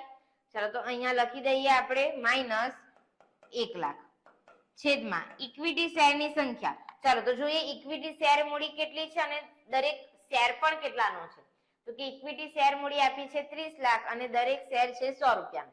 તો કરો 30 લાખ ભાગ્યા 100. 30 લાખ ભાગ્યા 100 કેટલા આવે છે? 30,000. તો ભાગ્યા અહીંયા કરી દઈશું 30,000. તો સ્ટુડન્ટ 4 લાખ માઇનસ 1 લાખ એટલે 3 લાખ. 3 લાખ ભાગ્યા 30,000. તો કરીએ 3 લાખ ભાગ્યા 30,000 કેટલા આવે છે? શેર દીઠ કમાણી તો કે 10 રૂપિયા. મતલબ કે એક શેરના કેટલા રૂપિયા મળે છે? 10. આ તમારો આખો દાખલો અહીંયા કમ્પ્લીટ. બરાબર. આ પેપરનો જ દાખલો લીધો છે એટલે તમને ખ્યાલ આવે કે જે ટાઈપના દાખલા આપણે ગણ્યા છે એ જ ટાઈપના દાખલા તમને એક્ઝામમાં પૂછાવાના છે. હા, ખાલી શરત એટલી ચેપ્ટરની શરૂઆતમાં પણ કીધું હતું, અત્યારે પ્રેક્ટિસ કરી રહ્યા છે ત્યારે પણ કહું છું, સૂત્ર એકદમ કમ્પ્લીટ આવડતા હોવા જોઈએ. રાત્રે કોઈ ઊંઘમાંથી ઉઠાડીને પૂછે તો એ ફટાફટ બોલી જવા જોઈએ, એવા સૂત્ર પાક્કા હોવા જોઈએ. તમને આ ટાઈપના દાખલા મેં ઓલરેડી કીધા છે કે 14 માર્ક્સનો દાખલો પૂછાશે. એમાં પણ આ રીતે તમારે ટીકાત્મક ચર્ચા લખવાની આવશે કે ગુણોત્તર તમારે શોધવાના અને કૌંસમાં જે આદર્શ ગુણોત્તર આપ્યા હોય એની સાથે સરખામણી કરીને તમારું વિવેચન તમારે શબ્દાત્મક ભાષામાં લખવાનું છે. અહીંયા પણ આપણને એવો 5 માર્ક્સનો દાખલો પૂછ્યો છે કે ધરતી લિમિટેડના ગુણોત્તરો અને આદર્શ ગણાવી શકાય એવા ગુણોત્તરો આપ્યા છે તેના આધારે કંપનીની પરિસ્થિતિ પર ટીકાત્મક નોંધ લખો. 5 ગુણોત્તર છે આપણી પાસે: ચાલુ ગુણોત્તર, માલિકી ગુણોત્તર, સ્ટોક ચલણદર, લેણદાર ગુણોત્તર અને ચોખ્ખા નફાનો ગુણોત્તર. તો પહેલા તો આ જે ગુણોત્તરો છે એની માહિતી તમારી પાસે હોવી જોઈએ કે કયા ગુણોત્તરનું મિનિંગ શું, દરેક ગુણોત્તરનું મિનિંગ શું, એ આદર્શ ગુણોત્તર કરતા ઓછો હોય તો સારું કે વધારે હોય તો સારું, એ તમને પહેલા તો ખબર હોવી જોઈએ. ચાલો, તો 1 by 1 આપણે સમજતા જઈશું અને લખતા પણ જઈશું. પહેલા શરૂઆત કરું છું ચાલુ ગુણોત્તરથી. તો સ્ટુડન્ટ, આપણે થિયરી તમે વાંચી હશે તો તમને ખ્યાલ હશે કે જે ચાલુ ગુણોત્તર છે, ચાલુ ગુણોત્તર કેટલો હોવો જોઈએ? તો કે એની આદર્શ પરિસ્થિતિ છે 2:1. મતલબ ચાલુ દેવા તમારા જેટલા હોય એના કરતા ચાલુ મિલકતો તમારી બમણી હોવી જોઈએ. યસ યા નો? તો કે હા. હવે અહીંયા પણ આદર્શ ગુણોત્તર આપણને આપ્યો છે 2.5. મતલબ કે 2.5:1. ચાલુ દેવા જે હશે એના કરતા ચાલુ મિલકતો 2.5 ગણી હોવી જોઈએ. પણ આપણી કંપની તો વધારે પડતી જ સારી છે, 5 ગણી ચાલુ મિલકતો છે, એટલે કંપનીની પરિસ્થિતિ હાલમાં ખૂબ જ સંતોષકારક ગણાય. અહીંયા લખીશું, અહીં કંપનીની પરિસ્થિતિ ખૂબ જ સંતોષકારક છે.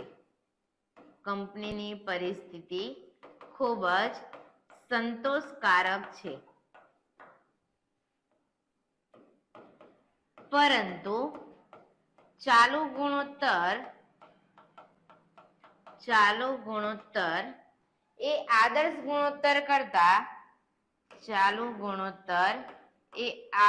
ગુણોત્તર કરતા વધુ હોવાથી કહી શકાય કે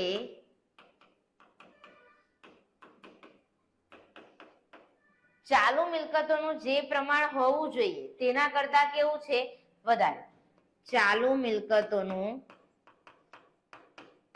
ચાલુ દેવા કરતા જે પ્રમાણ હોવું જોઈએ તેનાથી વધુ છે. તો સ્ટુડન્ટ, આ થઈ આપણી ટીકાત્મક ચર્ચા કે ભાઈ 2.5:1 ગુણોત્તર હોવો જોઈએ, પણ અહીંયા છે 5:1. પરિસ્થિતિ સારી છે પણ ચાલુ ગુણોત્તર 2.5 હોવો જોઈએ, અહીંયા તો ઘણો બધો વધારે છે. તો તમે એવું કહી શકો કે ચાલુ મિલકતોમાં વધારે પ્રમાણનું રોકાણ કરી દીધું છે, કદાચ એમણે કાયમી મિલકતોમાં રોકાણ કર્યું નહીં હોય. આવી બધી ટીકાત્મક ચર્ચા પણ તમે લખી શકો. ચાલો આગળ વધીએ. નંબર 2, બીજા નંબરનો ગુણોત્તર આપ્યો છે માલિકી ગુણોત્તર. તો સ્ટુડન્ટ, માલિકી ગુણોત્તરનું સૂત્ર યાદ કરજો, માલિકી ભંડોળ છેદમાં કુલ ભંડોળ. ચાલો, આદર્શ ગુણોત્તર છે 70% હોવો જોઈએ, પણ આપણી કંપનીનો ગુણોત્તર છે 60%. તો કે આદર્શ ગુણોત્તર કરતા ઓછો છે એટલે કંપનીની પરિસ્થિતિ સંતોષકારક નથી. પહેલી આ લાઈન લખી દેવાની. ગુણોત્તર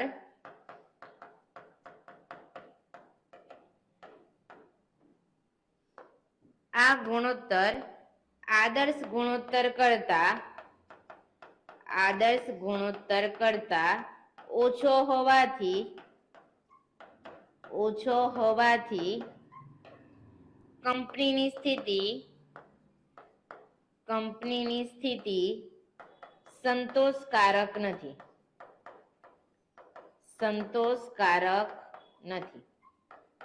સૂત્ર શું છે? માલિકી ભંડોળના છેદમાં કુલ ભંડોળ. એટલે કે માલિકી ભંડોળ વધારવા માટે કંપનીએ શું કરવું જોઈએ? 60% થી 70% સુધી લઈ તો જવો પડશે ને ગુણોત્તર. તો એ માટે કંપનીએ શું કરવું જોઈએ? તો કે વધારામાં વધારે શેર મૂડી બહાર પાડવી જોઈએ અથવા તો અનામતો બહાર પાડવી જોઈએ, તો માલિકી ભંડોળ વધી જશે ને. તો લખીએ કે આ ગુણોત્તર આદર્શ ગુણોત્તર કરતા ઓછો હોવાથી કંપનીની સ્થિતિ સંતોષકારક નથી. આથી માલિકી ગુણોત્તર વધારવા કંપનીએ કાં તો શેર મૂડી બહાર પાડવી જોઈએ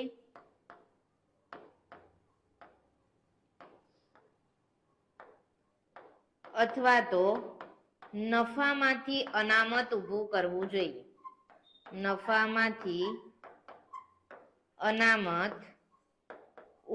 કરવું જોઈએ.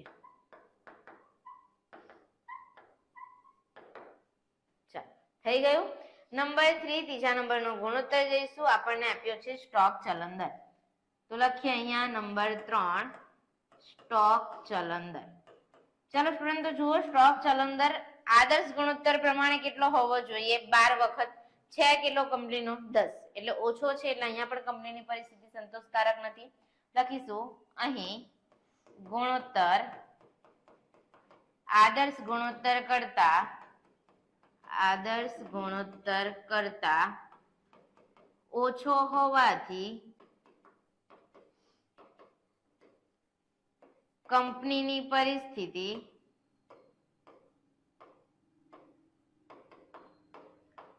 સંતોષકારક નથી. ચાલો આના વિશે સમજૂતીમાં આપણે શું લખીશું સ્ટુડન્ટ? તો આપણે વેચાણ વિશે એવું અનુમાન કરી શકીએ કે જે આપણે ઉધાર વેચાણ કરી રહ્યા છીએ એ ઉધાર વેચાણના નિયમો કેવા હશે? એકદમ કડક હશે. અથવા તો જે ઉઘરાણી આપણે કરી રહ્યા છીએ ગ્રાહકો પાસેથી એ ઉઘરાણી કેવી હશે? ઝડપથી કરી રહ્યા હશે. આથી આપણે જે આ ઉધાર વેચાણના નીતિ નિયમો છે એમાં આપણે ફેરફાર કરવા જોઈએ. સ્ટોક ચલન દરમાં તમારે આવું લખવાનું. તો લખીએ આથી કહી શકાય કે કંપનીએ ઉધાર વેચાણની નીતિ કડક અપનાવી હશે, જેમાં ફેરફાર કરવા જોઈએ.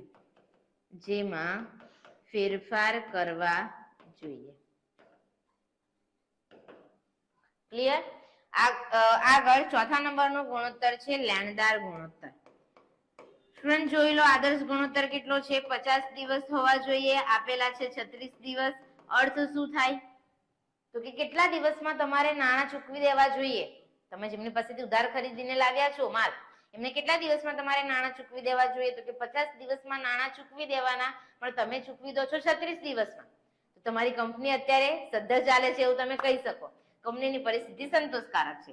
લખીએ અહીં ગુણોત્તર જોઈ શકો છો સ્ટુડન્ટ કે આદર્શ ગુણોત્તર કરતા ગુણોત્તર ઓછો હોય એ અમુક વાર સંતોષકારક નથી, પણ અમુક ગુણોત્તરમાં સંતોષકારક હોય પણ. એટલા માટે સમજૂતી ખાસ ઇમ્પોર્ટન્ટ છે કે અહીં ગુણોત્તર આદર્શ ગુણોત્તર કરતા ઓછો હોવાથી કંપનીની સ્થિતિ સંતોષકારક છે. આથી કહી શકાય કે કંપની અન્ય પેઢીની સરખામણીમાં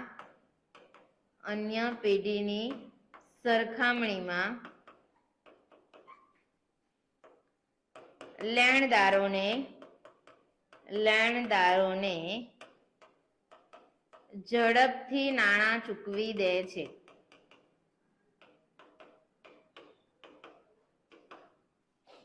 થઈ ગયું?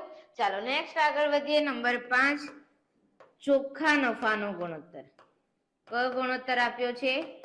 ચોખ્ખા નફાનો ગુણોત્તર. કેટલો છે સ્ટુડન્ટ જોતા જાઓ? તો કે 20% હોવો જોઈએ. આપણી કંપનીનો કેટલો છે? 14%. પહેલી વાત તો ઓછો છે એટલે સારું નહીં કહેવાય. કંપનીની પરિસ્થિતિ અસંતોષકારક છે. ગુણોત્તર ઓછો હોવાથી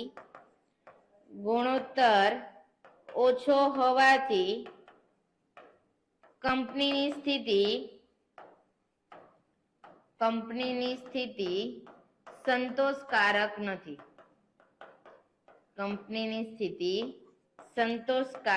નથી. તો કેમ ઓછો છે? બની શકે કે તમારા જે કંપની છે, તમારો જે ધંધો છે, એમાં વહીવટી ખર્ચા જે તમે નફા નુકસાન ખાતામાં બતાવો છો ને, એ નફા નુકસાન ખાતામાં ખર્ચાનું પ્રમાણ કેવું હશે? વધારે હશે. તો જ તમારો ચોખ્ખો નફો ઓછો હોય. તો વહીવટી ખર્ચનું પ્રમાણ જે વધારે છે એ તમારે ઘટાડવા માટેના પ્રયાસો હાથ ધરવા જોઈએ. તો લખીએ આથી કહી શકાય કે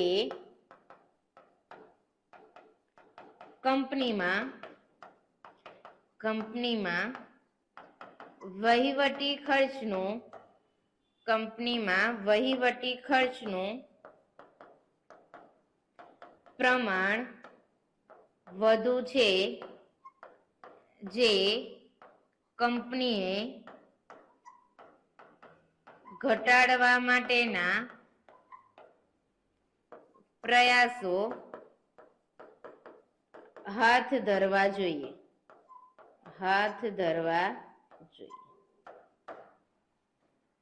થઈ ગયું?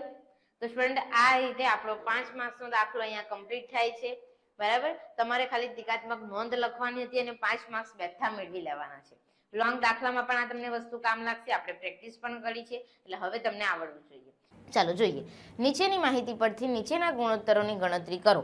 કયા કયા? તો કે સ્ટોક ચલન દર, સંચાલન ગુણોત્તર, ચોખ્ખા નફાનો ગુણોત્તર. કેટલીક વાર કેવું થાય સમજો, આ ટાઈપનો દાખલો પૂછાય ને તો વિદ્યાર્થીઓ આવીને એવું કહે, મેમ રકમ આપેલી હતી પણ શું શોધવાનું કીધું ને, શું શોધવાનું છે એ જ અમને કીધું નહીં હતું. કેમ? તો કે મેમ સ્ટોક ચલન દરનો જવાબ તો આપી દીધેલો અંદર 15 વખત, સંચાલન ગુણોત્તરનો જવાબ પણ આપી દીધો હતો, ચોખ્ખા નફાનો ગુણોત્તર પણ આપી દીધો હતો. બરાબર? એટલે કયા ગુણોત્તર શોધવાના એ જ અમને કીધું નહીં હતું. પણ એવું નથી કરવાનું. તમારે સ્ટોક ચલન દર શોધવાનો છે, સંચાલન ગુણોત્તર પણ શોધવાનો છે, ચોખ્ખા નફાનો ગુણોત્તર પણ શોધવાનો છે. કોની મદદથી? તો કે આ જે તમને વિગતો આપી છે એની મદદથી તમારે આ 3 ગુણોત્તર શોધવાના અને એના જે જવાબ આવશે એ જવાબની સરખામણી તમારે આ જવાબ સાથે કરવાની. બરાબર? અને પછી અર્થઘટન લખી દેવાનું. પેલું જે આપણે 8 માર્ક્સનો દાખલો કર્યો એમાં તમને 2 વર્ષના ગુણોત્તર આપી દીધા હતા. અહીંયા આદર્શ ગુણોત્તર આપ્યા છે અને તમારે અહીંયા ગણતરી કરીને જવાબ લઈ આવવાના અને પછી સરખામણી કરી દેવાની. ચાલો, તો અત્યારે આ બધું ભૂલી જાઓ. આદર્શ પ્રમાણ ફક્ત એટલું યાદ રાખો, તમારે સ્ટોક ચલન દર શોધવાનો છે, સંચાલન ગુણોત્તર શોધવાનો છે અને ચોખ્ખા નફાનો ગુણોત્તર શોધવાનો છે. તો મેં તમને કીધું એ પ્રમાણે કે આપણે પહેલાં શું કરવાનું, તો કે જે વસ્તુ શોધવાની કીધી હોય એનું સૂત્ર લખવાનું અને પછી જોવાનું કે મને કઈ વસ્તુની જરૂર છે અને રકમમાં કોની કિંમત આપી છે અને કઈ કિંમત મારે શોધવી પડે એમ છે એટલું ખાલી વિચારવાનું. તો અહીં આપણે જોઈએ કઈ કઈ માહિતી આપી છે. તો કે છેવટનો સ્ટોક શરૂઆતના સ્ટોકના 50% છે, શરૂઆતના સ્ટોકથી 8 ગણી ખરીદી છે, વેચાણ શરૂઆતના સ્ટોકથી 15 ગણું છે, વ્યવસ્થિત ખરીદી 60%, ખરીદીના ખર્ચા ₹20,000 અને સંચાલન ખર્ચા ₹60,000. લાસ્ટ કરવેરાનો દર તમને આપ્યો છે 50%. આટલી માહિતી તમારી પાસે છે. સૌ પ્રથમ તો સ્ટોક ચલન દરનું અહીંયા સૂત્ર લખીશ કે સ્ટોક ચલન દર બરાબર, ચાલો એનું સૂત્ર બોલજો. સ્ટોક ચલન દરનું સૂત્ર શું થાય? તો કે વેચેલ માલની પડતર છેદમાં સરેરાશ સ્ટોક. તો કરીશું વેચેલ માલની પડતર છેદમાં સરેરાશ સ્ટોક. ચાલો તો ચેક કરીએ કે શું તમારા દાખલામાં વેચેલ માલની પડતર છે. તો કે વ્યવસ્થિત ખરીદી એ જ વેચેલ માલની પડતર, એવું તો તમને ખ્યાલ છે. વ્યવસ્થિત ખરીદી એ જ વેચેલ માલની પડતર, પરંતુ અહીંયા તમને વ્યવસ્થિત ખરીદીની રકમ નથી આપી, પરંતુ વ્યવસ્થિત ખરીદી 60% છે એવું કીધું છે. તો 60% કોના હશે? વેચાણના. તો ચેક કરીએ કે શું તમારા દાખલામાં વેચાણ છે. તો કે ના, વેચાણ પણ નથી આપ્યું. એવું કીધું છે કે વેચાણ શરૂઆતના સ્ટોકથી 15 ગણું છે. શું દાખલામાં શરૂનો સ્ટોક આપ્યો છે? તો કે ના. એવું કહેવામાં આવ્યું છે કે શરૂઆતના સ્ટોકથી 8 ગણી ખરીદી છે, કોઈ રકમો આપી નથી. એટલે આપણી પાસે વેચેલ માલની પડતર પણ નથી અને સરેરાશ સ્ટોક પણ નથી. કારણ કે જો શરૂનો સ્ટોક અને આખરનો સ્ટોક હોય તો સરેરાશ સ્ટોક મળે, પણ બંને કિંમતો નથી. ચાલો તો હવે શું કરીશું આપણે? ચાલો તો બીજું સૂત્ર લખીએ. બીજું સૂત્ર શું છે? સંચાલન ગુણોત્તર. તો સંચાલન ગુણોત્તરનું આપણે સૂત્ર લખીએ તો કે વેચેલ માલની પડતર વત્તા સંચાલન ખર્ચા છેદમાં વેચાણ ગુણ્યા 100. તો સૂત્રમાં તમે જોશો તો સંચાલન ખર્ચા છે પરંતુ વેચેલ માલની પડતર અને વેચાણ નથી, એટલે એની પણ ગણતરી નહીં થશે. નંબર 3 ચોખ્ખા નફાનો ગુણોત્તર. તો કે ચોખ્ખો નફો છેદમાં વેચાણ ગુણ્યા 100. ચોખ્ખો નફો પણ નથી અને વેચાણ પણ નથી. મેડમ દાખલાની ગણતરી થશે કઈ રીતે? અહીંયાથી તમારે ગમે તે એક વસ્તુ પહેલાં તો પકડી લેવું પડે. તો જો અહીંયા લખેલું છે કે જે છેવટનો સ્ટોક છે એ શરૂઆતના સ્ટોકના 50% છે. અહીંયા હું લખું છું, ધ્યાન આપજો. છેવટનો સ્ટોક શરૂઆતના સ્ટોકના 50% છે. ચાલો ફરીથી વાંચીએ લાઈનને. છેવટનો સ્ટોક શરૂઆતના સ્ટોકના 50% છે. કોના 50%? શરૂઆતના સ્ટોકના. તો જેના ટકા હોય એ વસ્તુ આપણે ધારવાની, મતલબ કે આપણે ધારીશું શરૂઆતના સ્ટોકને. સમજો, છેવટનો સ્ટોક શરૂઆતના સ્ટોકના 50% છે, એટલે તમારે એવી રકમ ધારવાની કે જેના 50% કરતાં પૂર્ણાંક સંખ્યા મળે.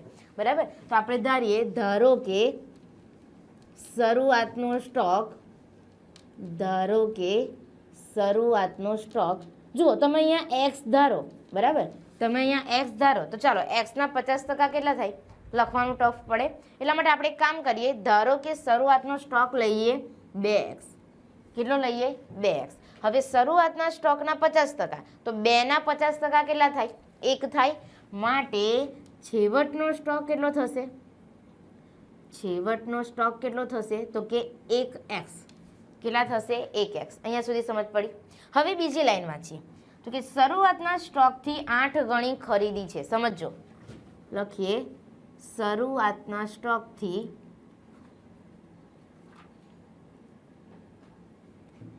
8 ગણી ખરીદી છે. ચાલો, તો આપણે ખરીદી શોધવી હોય તો શું કરવું પડે, તો કે શરૂઆતનો જે સ્ટોક છે એના ગુણ્યા 8 કરવા પડે. તો લખીશું ખરીદી બરાબર શરૂનો સ્ટોક ગુણ્યા 8. તો ચેક કરીએ, શરૂઆતનો સ્ટોક કેટલો આપેલો છે 2x, તો કરીએ 2x ગુણ્યા 8 એટલે કેટલા થશે 16x. અહીંયા જોજો, અહીંયા તમને કોઈ કિંમત નથી મળતી પરંતુ ધારેલી કિંમતો મળે છે.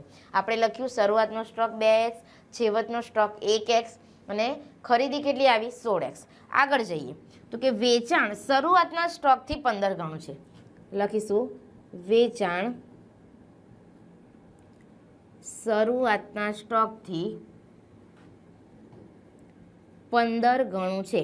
ચાલો, તો આપણે વેચાણ શોધવું હોય તો શું કરવું પડે, એકદમ સિમ્પલ, કે જે શરૂઆતનો સ્ટોક છે એના ગુણ્યા 15 કરવા પડે.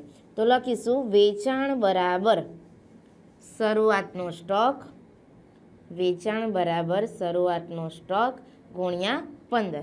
ચાલો, તો શરૂઆતનો સ્ટોક આપણે કેટલો શોધ્યો 2x, તો લખીશું 2x ગુણ્યા 15 એટલે કેટલા આવશે 30x,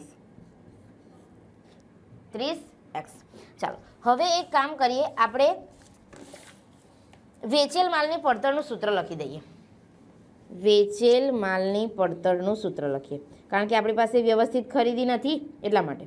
ચાલો, તો વેચેલ માલની પડતરનું સૂત્ર શું થાય, શરૂઆતનો સ્ટોક વત્તા ખરીદી વત્તા ખરીદીના ખર્ચા માઇનસ આખર સ્ટોક. તો લખીએ શરૂનો સ્ટોક વત્તા ખરીદી વત્તા ખરીદીના ખર્ચા માઇનસ આખર સ્ટોક. ચાલો, હવે આપણી પાસે વેચેલ માલની પડતર કેટલી છે, તો કે વેચેલ માલની પડતરની કિંમત તો નથી પરંતુ આપણી પાસે ટકા છે. જુઓ અહીંયા વ્યવસ્થિત ખરીદી 60%. તો આપણે એક કામ કરીએ, વ્યવસ્થિત ખરીદી શોધી લઈએ, એટલે કે વેચેલ માલની પડતર, તો કે કોના 60%, વિચારો, તો કે વેચાણના 60%. તો લખીએ વેચાણ ગુણ્યા 60%. જો આપણે વેચાણ કેટલું ધાર્યું, તો કે 30x. ચાલો, તો કરીશું 30x ગુણ્યા 60%, બરાબર, એટલે કેટલું આવશે 6 તારી 18x. એટલે વેચેલ માલની પડતર કેટલી આવી 18x. હવે જેટલી પણ અહીંયા કિંમતો છે એ બધી અહીંયા લખતા જઈશું. ચાલો, તો વેચેલ માલની પડતર છે 18x, શરૂઆતનો સ્ટોક કેટલો છે આપણો 2x વત્તા ખરીદી આવી 16x, ખરીદીના ખર્ચા તો એ તો દાખલામાં આપ્યા જ છે 20,000 માઇનસ આખર સ્ટોક કેટલો ધાર્યો હતો, તો કે 1x. ચાલો, હવે x વાળા પદ છે એનું સાદુરૂપ આપીએ, તો કે પહેલાં તો 18x આ બાજુ લખી દઈશું, 16 વત્તા 2 કેટલા થાય 18, 18 માઇનસ 1 17x વત્તા 20,000. 17x પ્લસ છે બરાબરની પેલી સાઈડ લઈ જાઓ તો માઇનસ 18x માઇનસ 17x બરાબર 20,000. ચાલો, તો 18માંથી 17 માઇનસ જાય તો કેટલા આવશે 1x. તો xની કિંમત તમને કેટલી મળી 20,000. કેટલી કિંમત મળી 20,000. હવે દરેકમાં આપણે xની કિંમત મૂકી દઈશું અને કિંમત શોધી નાખીએ. ચાલો, તો અહીંયા લખીએ શરૂઆતનો સ્ટોક કેટલો ધાર્યો હતો 2x, એટલે કરીશું 2 ગુણ્યા 20,000 કેટલા આવશે 40,000. એ જ રીતે છેવટનો સ્ટોક શોધીએ, છેવટનો સ્ટોક કેટલો ધાર્યો હતો 1x, એટલે કે x બરાબર એ તો 20,000 જ આવશે. ચાલો, ત્યાર પછી આપણે કામ કરીએ, શરૂઆતનો સ્ટોક અને છેવટનો સ્ટોક આવી ગયો તો સરેરાશ સ્ટોક શોધી લઈએ સાથે. તો સરેરાશ સ્ટોક બરાબર સૂત્ર શું થાય, શરૂનો સ્ટોક વત્તા આખર સ્ટોક ભાગ્યા 2. તો લખીએ શરૂનો સ્ટોક વત્તા આખર સ્ટોક છેદમાં 2. ચાલો, શરૂનો સ્ટોક કેટલો છે 40,000, આખર સ્ટોક 20,000 છેદમાં 2 તો 40,000 વત્તા 20,000 કેટલા થશે 60,000 અને 60,000 ભાગ્યા 2 30,000 તો સરેરાશ સ્ટોક તમને મળે છે 30,000. ચાલો લખી દઈશું અહીંયા. ત્યાર પછી શું શોધવાનું બાકી છે હજુ? ખરીદી. શોધી લઈએ ખરીદી બરાબર કેટલા છે 16x તો કરીએ 16 ગુણ્યા 20,000. ચાલો તો કેટલા થાય 16 દુ 32 એટલે કે 3,20,000. ત્યાર પછી આગળ વેચાણ તો વેચાણ કેટલું છે 30x તો કરીએ 30 ગુણ્યા 20,000. ચાલો 3 દુ 6 એટલે કેટલા થશે 6 લાખ. ત્યાર પછી આગળ વધીએ વેચેલ માલની પડતર તો વેચેલ માલની પડતર બરાબર કેટલી 18x એટલે કે 18 ગુણ્યા 20,000 18 દુ 36 એટલે કેટલા આવશે 3,60,000. ચાલો બધી કિંમત મળી ગઈ. હવે વેચેલ માલની પડતર આપણી પાસે આવી ગઈ તો સૂત્રમાં કિંમત મૂકીએ 3,60,000 અને સરેરાશ સ્ટોક પણ શોધી લીધો 30,000 તો સાદુરૂપ આપીશું 3,60,000 ભાગ્યા 30,000 તો તમારો સ્ટોકનો ચલન દર આવશે 12 અને પાછળ એકમ લખવાનો 12 વખત. હવે આપણે સરખામણી કરીએ. આપણે ગણતરી કરી એ પ્રમાણે જવાબ આવ્યો 12 વખત અને એનું આદર્શ પ્રમાણ કેટલું આપેલું છે 15 જવાબ આવવો જોઈએ પરંતુ આપણો સ્ટોકનો ચલન દર ઓછો આવે છે. એનો મતલબ શું તમારે લખવાનું અહીંયા અર્થઘટનમાં કે સ્ટોક ચલન દર આદર્શ પ્રમાણ કરતાં ઓછો છે જે સંતોષકારક નથી. ત્યાર પછી શું લખાશે તો કે આપણો જે સ્ટોકનો ચલન દર છે કેટલો આવવો જોઈએ 15 વખત પરંતુ એની જગ્યાએ જવાબ કેટલો આવ્યો 12 વખત બરાબર. તો આપણે લખી દીધું કે સ્ટોક ચલન દર આદર્શ પ્રમાણ કરતાં ઓછો છે જે સંતોષકારક નથી અને જે વેચાણની કાર્યક્ષમતામાં શું સૂચવે છે તો કે ઘટાડો. લખીશું જે વેચાણની કાર્યક્ષમતામાં ઘટાડો સૂચવે છે.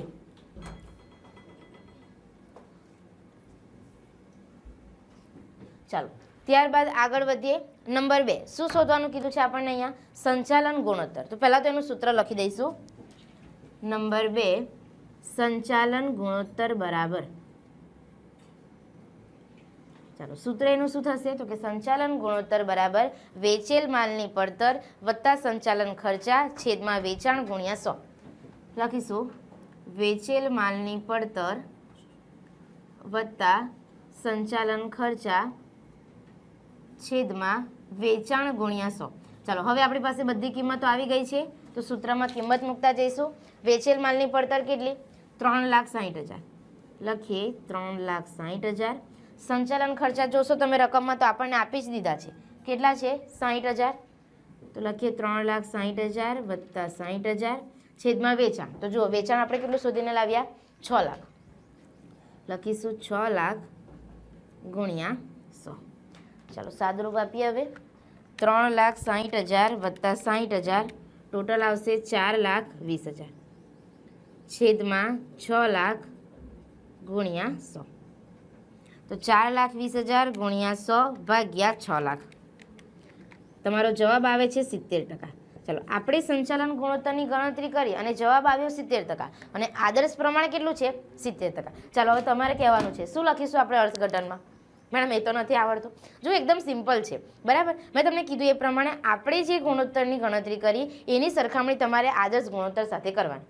70% હતો અને આપણે ગણતરી કરી એ મુજબ પણ 70 જ આવ્યો બરાબર. તો આદર્શ ગુણોત્તર સાથે મેચ થઈ ગયું. એનો મતલબ શું કે આ જે પરિસ્થિતિ છે એ કેવી છે તો કે આદર્શ ગુણોત્તર સાથે અનુકૂળ છે બરાબર. અને યાદ રાખવાનું કે સંચાલન ગુણોત્તર જેટલો ઓછો એટલી તમારી ધંધાની કાર્યક્ષમતા કેવી વધારે. તો અહીંયા આપણે લખીશું અર્થઘટનમાં કે સંચાલન ગુણોત્તર ની ગણતરી કરતા સંચાલન ગુણોત્તરની ગણતરી કરતા 70% મળે છે જે આદર્શ ગુણોત્તરને અનુકૂળ છે જે આદર્શ ગુણોત્તરને અનુકૂળ છે. આ બીજા ગુણોત્તરની વાત અહીંયા પૂરી થઈ. નંબર 3, કયો ગુણોત્તર શોધવાનો કીધો છે? ચોખ્ખા નફાનો ગુણોત્તર. ચાલો તો એનું સૂત્ર શું થાય? ચોખ્ખા નફાનો ગુણોત્તર બરાબર ચોખ્ખો નફો છેદમાં વેચાણ ગુણ્યા 100. તો લખીશું નંબર 3,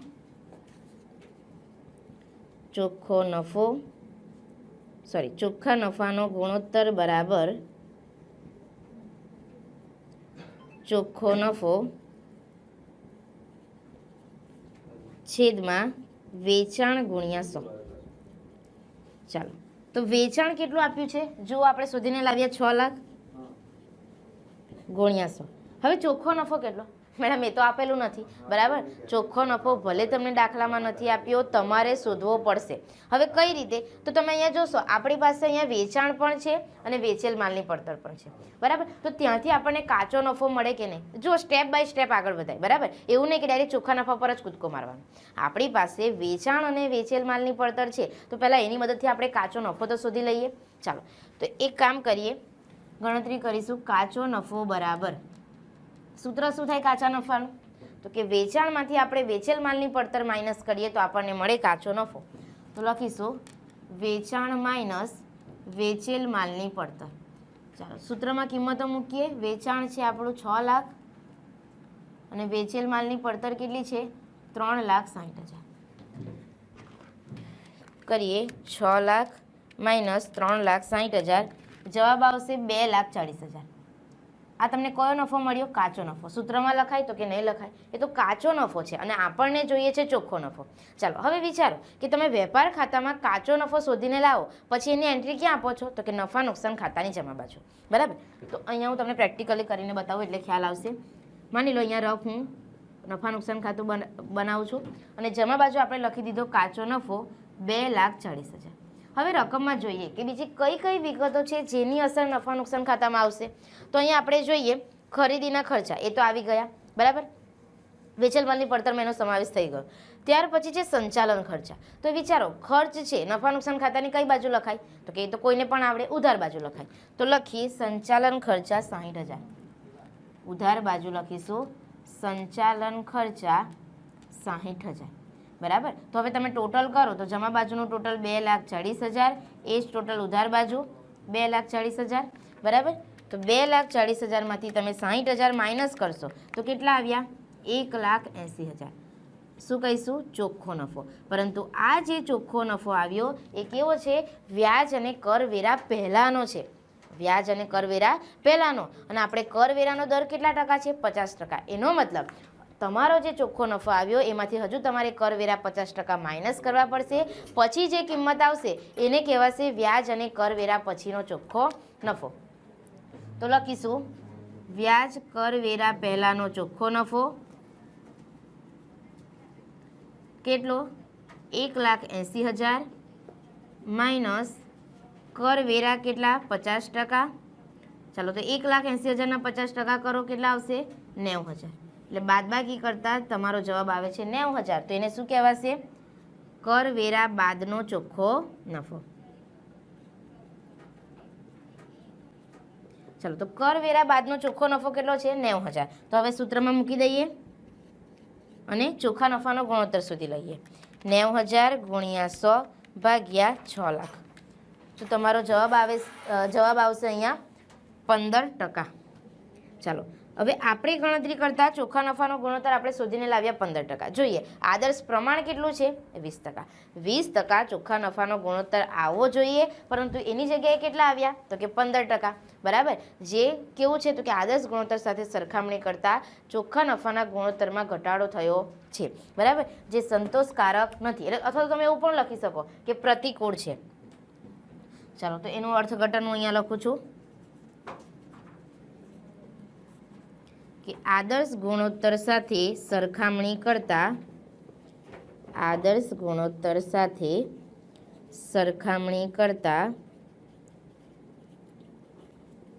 ચોખ્ખા નફાના ગુણોત્તરમાં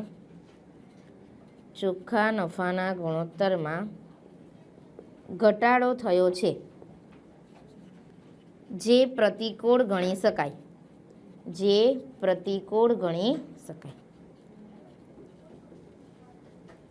આ થયું એનું અર્થઘટન. બોલો હવે અર્થઘટનવાળા બંને દાખલા કરાવી દીધા. આ ટાઈપનું એક્ઝામમાં પૂછાય તો આવડે કે નહીં? એકદમ સિમ્પલ છે અને બેઠા માર્ક્સ લેવાના છે, બરાબર.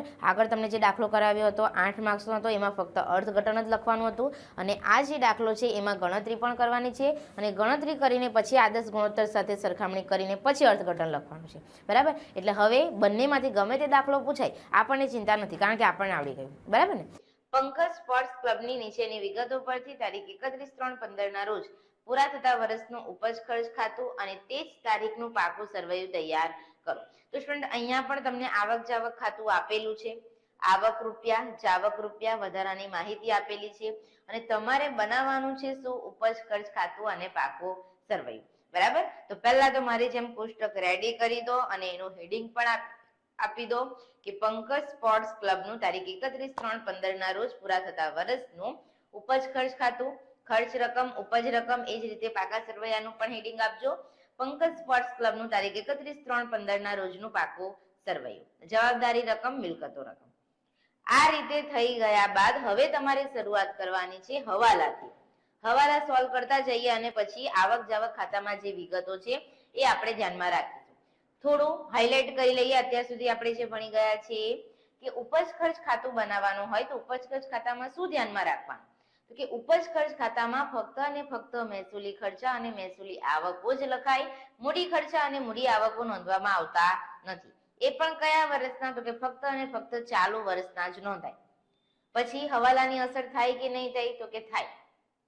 ચાલુ વર્ષનું હોય તો સીધી અસર અપાય, જેમ કે ચૂકવવાનો બાકી ચાલુ વર્ષનો પગાર કીધો હોય તો પ્લસ થાય, પણ ગયા વર્ષનો કીધો હોય તો માઇનસ. આવું બધાને લાગુ પડે. અગાઉથી ચૂકવેલ, મળવાનું બાકી, અગાઉથી મળેલ, બધાને ક્લિયર છે.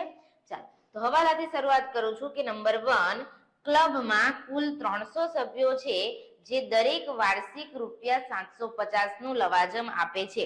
તો સ્ટુડન્ટ અહીંયા વિચારો કે ક્લબમાં જેટલા પણ સભ્યો જોડાયેલા છે એ દરેક સભ્યએ એક વર્ષના કેટલા રૂપિયા આપવાના? 750. તો વિચારો કે એક સભ્ય એક વર્ષના 750 રૂપિયા આપતા હોય તો 300 સભ્યો 750 લેખે ટોટલ કેટલા રૂપિયા આપશે? તો કે મારી લવાજમની આવક થઈ 2,25,000. સમજો, ચાલુ વર્ષે મને 2,25,000 લવાજમ મળેલું હોવું જોઈએ. ચાલુ વર્ષ એટલે પાછું કયું વર્ષ? તો કે આપણું વર્ષ જ્યાંથી શરૂ થાય અને જ્યારે પૂરું થાય એ આપણું ચાલુ વર્ષ કહેવાય. તો ચાલુ થયું હશે 1/4/14 ના રોજ અને પૂરું થાય છે 31/3/15, એટલે આપણું ચાલુ વર્ષ બોલાય 14/15. યાદ રાખજો. ચલો તો અહીંયા મને લવાજમ દેખાય છે આવકમાં, પણ મારે લવાજમ કઈ ધ્યાનમાં લેવાની? ચાલુ વર્ષની 2014-15 ની. કેટલા મળવા જોઈએ કેલ્ક્યુલેટર પર?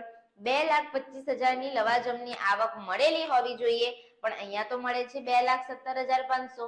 ઓછા મળ્યા કે વધારે? તો કે ઓછા. તો એનો મતલબ કે બીજા મળવાના બાકી હશે. આ રીતે છૂપો હવાલો પણ આપેલો હોય. ખ્યાલ આવ્યો ને?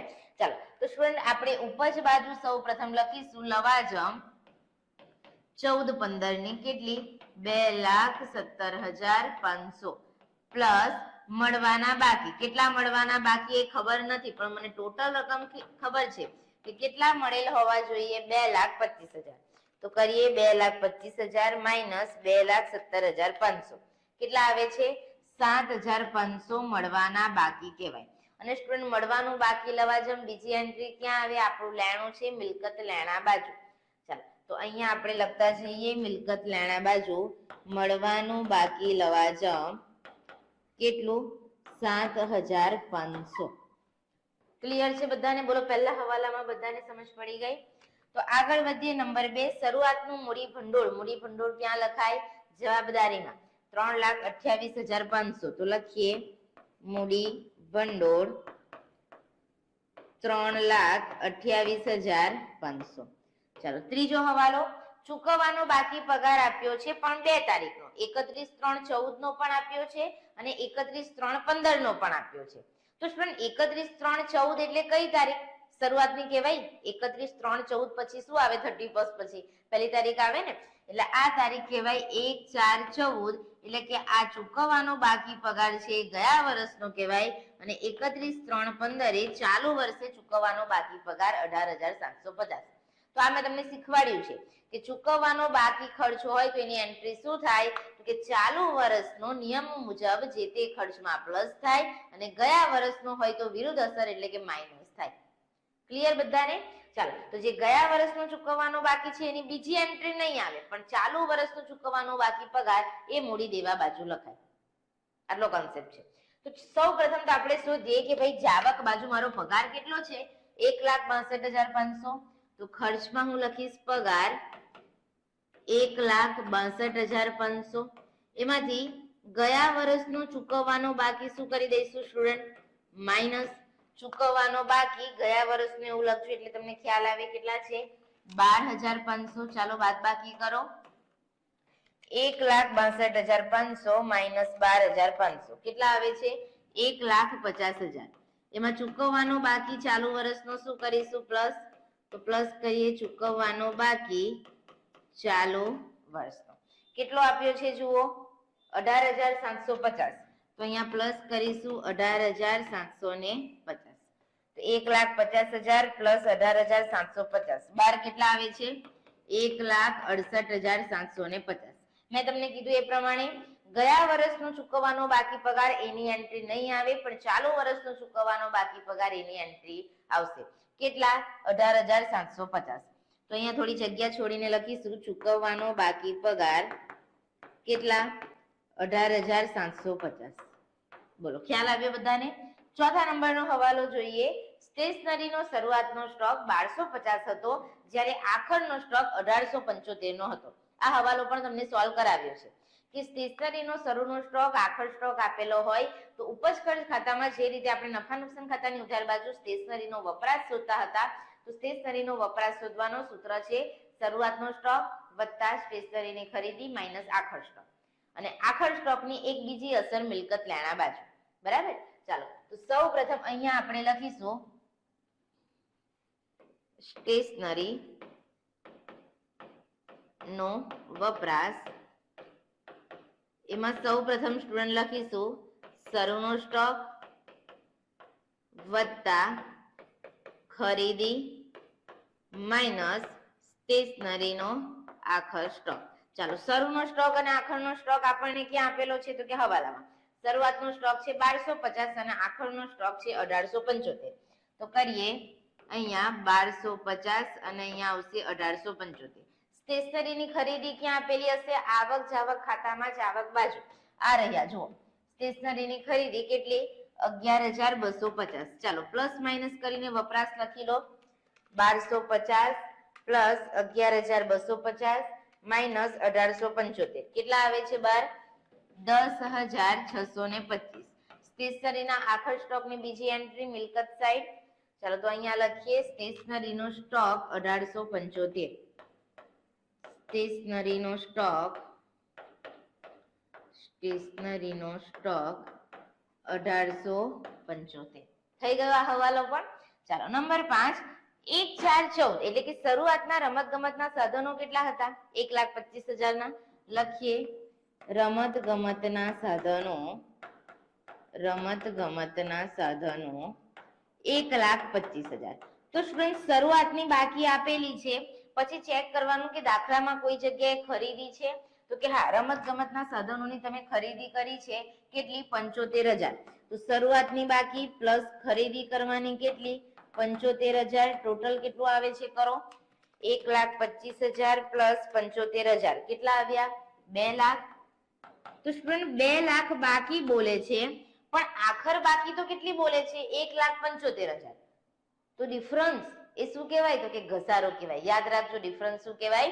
ઘસારો કહેવાય. તો માઇનસ અહીંયા લખીશ ઘસારો અને 12 કેટલા લખીશ 1,75,000. યાદ રાખજો મિલકતની જે આખર બાકી હોય એ 12 લખાય અને એ બંને વચ્ચેનો જે ડિફરન્સ છે એ શું હોય? ઘસારો. પણ ખરીદી હોય તો ખરીદી પહેલા પ્લસ કરવાની. ચાલો તો 2 લાખ એમાંથી 1,75,000 માઇનસ કરું તો ડિફરન્સ આવ્યો 25,000. તો સ્ટુડન્ટ એ મારો શું હશે? ઘસારો. આ છુપો હવાલો કહેવાય. બોલો ખ્યાલ આવે છે? આ ઘસારાની બીજી એન્ટ્રી ખર્ચમાં આપીએ રમત ગમતના સાધનોનો ઘસારો 25,000.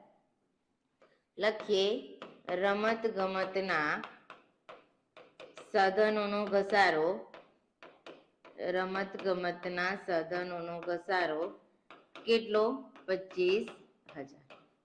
ચાલો થઈ ગયું. તો હવાલા બધા કમ્પ્લીટ, બધાને સમજ પડી.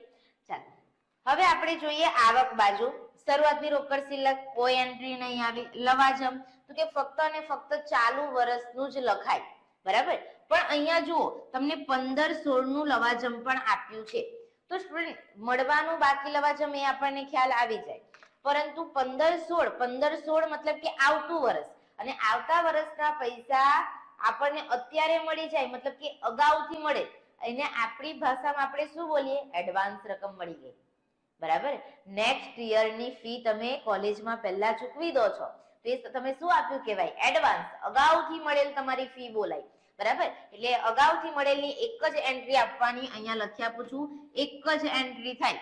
જો હવાલામાં આપેલું હોય તો 2 એન્ટ્રી, લવાજમમાંથી પણ માઇનસ કરવાનું. પણ અહીંયા ફક્ત અને ફક્ત આવક જાવક ખાતામાં છે એટલે એક જ એન્ટ્રી આપીશું. મૂડી દેવા બાજુ જવાબદારીમાં લખીએ અગાઉથી મળેલ લવાજમ 1500. અગાઉથી મળેલ લવાજમ કેટલું? 1500. બોલો, ખ્યાલ આવ્યો? ચાલો આગળ વધીએ. મનોરંજન કાર્યક્રમની આવક. હવે પેલો નિયમ પણ યાદ રાખવાનો, મૂડી ખર્ચા કે મહેસૂલી આવક, મૂડી ખર્ચા કે મૂડી આવક હોવી જોઈએ નહીં, ફક્ત ને ફક્ત મહેસૂલી ખર્ચા અને મહેસૂલી આવક. તો મનોરંજન કાર્યક્રમની આવક કેવી આવક કહેવાય? મહેસૂલી આવક. તો લખાશે, લખીએ મનોરંજન કાર્યક્રમની આવક 50,000. મનોરંજન કાર્યક્રમની આવક, મનોરંજન કાર્યક્રમની આવક કેટલી આપી છે? 50,000. નેક્સ્ટ 12% રોકાણ ઉપર વ્યાજ આખા વર્ષનું આપ્યું છે, બરાબર. ચાલો તો 12% રોકાણ ઉપર વ્યાજ ક્યાં લખીશું? બોલો, આવક છે, બરાબર. ઉપજમાં લખીએ 12% રોકાણ ઉપર વ્યાજ 15,000. લખીએ અહીંયા 12% રોકાણ ઉપર વ્યાજ આખા વર્ષનું મળી જ ગયું છે. કેટલું? 15,000. હવે સ્ટુડન્ટ આને શું કહેવાય? છૂપો હવાલો કહેવાય. મેડમ કઈ રીતે? તો કે 12% રોકાણ ઉપર મને વ્યાજ મળે, તો એ 12% રોકાણો હોવા તો જોઈએ ને જ આવક બાજુ. મેં ઇન્વેસ્ટમેન્ટ તો કરેલું હોવું જોઈએ ને. તો ચેક કરું તો મને કોઈ પણ જગ્યાએ 12% રોકાણો દેખાતા નથી. તમે કહેશો કે મેડમ બેંક ડિપોઝિટ તો આપી છે, તમે કહેશો કે બેંક ડિપોઝિટ તો આપી છે. તો સ્ટુડન્ટ યાદ રાખો કે જે બેંક ડિપોઝિટ છે એ તો શું ગણાય? કે હું બેંકમાં ગઈ અને બેંકમાં મેં ડિપોઝિટ જમા કરાવી, મેં રોકાણો તરીકે ઇન્વેસ્ટમેન્ટ કર્યું નથી. તો મેડમ શું કરવાનું? તો કે તમને વ્યાજ આપ્યું છે, વ્યાજ પરથી તમારે રોકાણોની રકમ શોધવાની. કઈ રીતે શોધવાની? ચાલો શોધીએ આપણે. ધ્યાન આપજો, અહીંયા લખું છું. ધારો કે રોકાણોની કિંમત કેટલી? તો કે 100. ધારો કે રોકાણોની કિંમત 100. તો એના પર મળેલ વ્યાજ કેટલું? કેટલું વ્યાજ મળે? 12% લેખે. તો કે 100 ના 12% લેખે 12 વ્યાજ મળે, બરાબર. તો હું પદ મૂકી શકું કે ભાઈ મળેલ વ્યાજ 12 હોય તો મારી રોકાણોની કિંમત કેટલી છોકરાઓ? તો કે 100. માટે મને રોકાણો પર 15,000 વ્યાજ મળ્યું હોય તો મારા રોકાણોની કિંમત કેટલી થાય ને? આવું તો ક્રોસ ગુણાકાર કરો. 15,000 ગુણ્યા 100 ભાગ્યા 12. તો રોકાણો કેટલા આવ્યા? 1,25,000. એની એન્ટ્રી મિલકત લેણા બાજુ આપવાની. જો આવું તમને કોઈ કહેશે નહીં, પણ તમારે છુપા હવાલા ઓળખવા પડશે કે ભાઈ રોકાણોનું વ્યાજ આપ્યું છે તો રોકાણો મિલકત લેણા સાઈડ હોવા જોઈએ. નથી આપ્યા તો શોધો.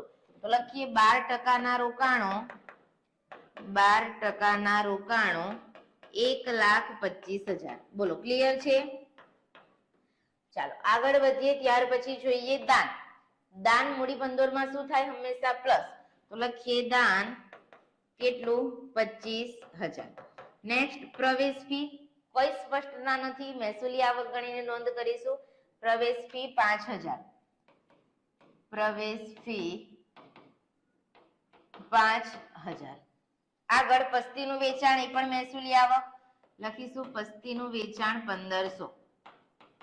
પસ્તીનું વેચાણ 1,500. ચાલો જાવક બાજુ જોઈ લઈએ. હવે પગાર આવી ગયા. ભાડું કરવેરા કેટલા છે? 22,500. લખીશું ભાડું કરવેરા કેટલી રકમ છે? 22,500. નેક્સ્ટ ત્યાર પછી પરચુરણ ખર્ચ. તો જો પરચુરણ ખર્ચ કેટલો આપ્યો છે 30,000, તો લખીએ પરચુરણ ખર્ચ 30,000. Next 12% bank deposit. મેં બેંકમાં ડિપોઝિટ જમા કરાવી, મારી મિલકત કહેવાય. લખીશું મિલકતોમાં 12% બેંક ડિપોઝિટ 62,500.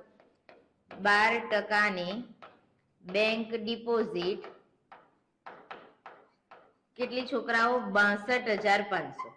હવે એક બીજો પોઈન્ટ સમજો અહીંયા કે રોકાણો પર વ્યાજ હતું તો એના પરથી આપણે રોકાણો શોધ્યા.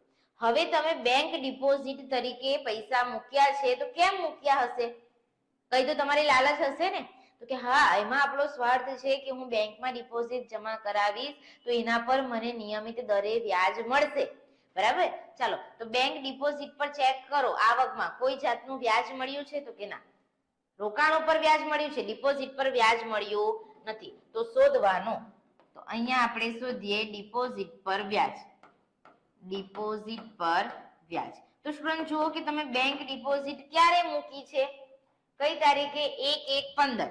તો 1/1/15 થી આપણું વર્ષ ક્યારે પૂરું થશે? 31/3/15. ચાલો કેટલાની ડિપોઝિટ છે? 62,500. કેટલા ટકાનો દર? 12%, એટલે 12/100. અને કેટલા મહિના? તો કે 3/12. ચાલો તો કરીએ કેટલું વ્યાજ આવે છે? 62,500 ગુણ્યા 12% ગુણ્યા 3/12. 1875 તમને ડિપોઝિટ પર વ્યાજ મળવું જોઈએ. મળ્યું તો કે ના? મતલબ કે મળવાનું બાકી. અને મળવાનું બાકી બે એન્ટ્રી, એક તો ઉપજમાં અને બીજું મિલકત લેણામાં. ચાલો તો અહીંયા લખી દઈશું સ્ટુડન્ટ 12%ની, અથવા તો નથી લખવો એ શબ્દ, તમે કન્ફ્યુઝ થશો, ડાયરેક્ટ લખું છું બેંક ડિપોઝિટ પર મળવાનું બાકી વ્યાજ. બેંક ડિપોઝિટ પર મળવાનું બાકી વ્યાજ કેટલું? 1,875. બીજી એન્ટ્રી ઉપજમાં આપી દઈએ. બેંક ડિપોઝિટ પર મળવાનું બાકી વ્યાજ કેટલું આવશે છોકરાઓ? 1,875. ક્લિયર છે? ચાલો આગળ વધીએ. મનોરંજન કાર્યક્રમનો ખર્ચ મહેસૂલી ખર્ચ ગણાશે. લખીશું 26,500. મનોરંજન કાર્યક્રમનો ખર્ચ, મનોરંજન કાર્યક્રમનો ખર્ચ 26,500. ચાલો નેક્સ્ટ આગળ વધીએ. આખરની બેંક શિલ્લક આપી છે 15,000. ક્યાં આવે બોલો મિલકતોમાં? તો લખીએ બેંક શિલ્લક 15,000. લખીએ અહીંયા બેંક શિલ્લક કેટલી આવશે? 15,000. ચાલો તો હવે સ્ટુડન્ટ બધી એન્ટ્રી કમ્પ્લીટ થઈ ગઈ છે. તો હવે આપણું સ્ટેપ શું હોવું જોઈએ? ઉપજ ખર્ચ ખાતું બંધ કરવાનું. કઈ બાજુનું ટોટલ વધારે લાગે છે? ઉપજ. ચાલો તો કરીએ 2,25,000 plus 50,000 plus 15,000 plus 5,000 plus 1,500 plus 1,875. કેટલા આવે છે? 2,98,375. 2,98,375. એ જ ટોટલ ઉધાર બાજુ લખીએ 2,98,375. થઈ ગયું? ચાલો એમાંથી ઉધાર બાજુની જે ખર્ચા છે માઇનસ કરતા જઈએ. 1,68,750 minus 10,625 minus 25,000 minus 22,500 minus 30,000 minus 26,500. તો સ્ટુડન્ટ તમારો ડિફરન્સ કેટલો આવ્યો? 15,000. બોલો શું લખાય? ઉપજનો ખર્ચ કરતા વધારો. હવે આપણે ને લખતા ઉપજ વધારે છે તો ત્યાંથી શરૂઆત કરવાની. ઉપજનો ખર્ચ કરતા વધારો. બોલો ઉપજનો ખર્ચ કરતા વધારો મૂડી ભંડોળમાં શું થાય? પ્લસ થાય. ચોખ્ખો નફો પ્લસ કરતા હતા ને, એ જ રીતે મૂડી ભંડોળમાં પ્લસ કરીશું. ઉપજનો ખર્ચ કરતા વધારો 15,000. ઉપજનો ખર્ચ કરતા વધારો કેટલો? 15,000. ચાલો ટોટલ કરી દો. 3,28,500 પ્લસ 25,000 પ્લસ 15,000 કેટલા આવે છે? 3,68,500. ટોટલ પણ દઈએ સાથે જવાબદારીનું. 3,68,500 પ્લસ 18,750 પ્લસ 1,500 કેટલા આવે છે સ્ટુડન્ટ? 3,88,750. ટોટલ કરી દઈએ 3,88,750. મિલકત લેણા સાઈડ પણ કરીશું. 7,500 plus 1,875 plus 1,75,000 plus 1,25,000 plus 62,500 plus 1,875 plus 15,000 આવી ગયા 3,88,750. તો સ્ટુડન્ટ તમારો આ દાખલો કમ્પ્લીટ. હજુ પણ કહું છું આ જ ટાઈપના દાખલા તમને એક્ઝામમાં પૂછાય છે અને પૂછાવાના પણ છે. તમારે ઉપજ ખર્ચ ખાતું અને પાકું સરવાયું બનાવી આપવાનું છે અને 14 માર્ક્સ બેઠા બિન વેપારીમાં લઈ લેવાના છે. સુરેશ યુથ ક્લબના નીચે આપેલા કાચા સરવૈયા પરથી જુઓ, જેને જાતે કરવાની ઈચ્છા હોય, તમને એવું થઈ ગયું હોય કે ના અમારી પ્રિપેરેશન થઈ ગઈ છે અને અમારે ચેક કરવું છે અમને આવડે છે કે નહીં, તો એક કામ કરો, પહેલાં રકમ હું જેમ સમજાવું છું એમ સમજી લો, પછી વિડીયો બરાબર સ્ટોપ કરી દેજો અને પછી જાતે ગણો. જાતે તમારો આન્સર આવી જાય પછી વિડીયો એકવાર જોઈ જાઓ કે મેડમનો આન્સર અને અમારો આન્સર એક જ છે ને, અમે સરખી જ એન્ટ્રી આપી છે ને, તો તમને ખબર પડશે કે તમને આવડે છે કે નહીં અને સાથે આન્સર પણ ચેક થઈ જશે. દરેક દાખલામાં તમે આ મેથડ અપનાવી શકો બરાબર. એટલે પ્રેક્ટિસની પ્રેક્ટિસ થઈ જશે, તમારો ટેસ્ટનો ટેસ્ટ પણ જાતે લેવાઈ જશે. ચાલો તો જોઈએ, સુરેશ યુથ ક્લબના નીચે આપેલા કાચા સરવૈયા પરથી તારીખ 31/5/2015 રોજ પૂરા થતા વર્ષનું ઉપજ ખર્ચ ખાતું, રકમમાં મિસ્ટેક છે લખજો, ઉપજ ખર્ચ ખાતું તથા તે દિવસનું પાકું સરવૈયું તૈયાર કરો બરાબર. તો સ્ટુડન્ટ અહીંયા આપણે ઉપજ ખર્ચ ખાતું અને પાકું સરવૈયું બનાવવાનું છે.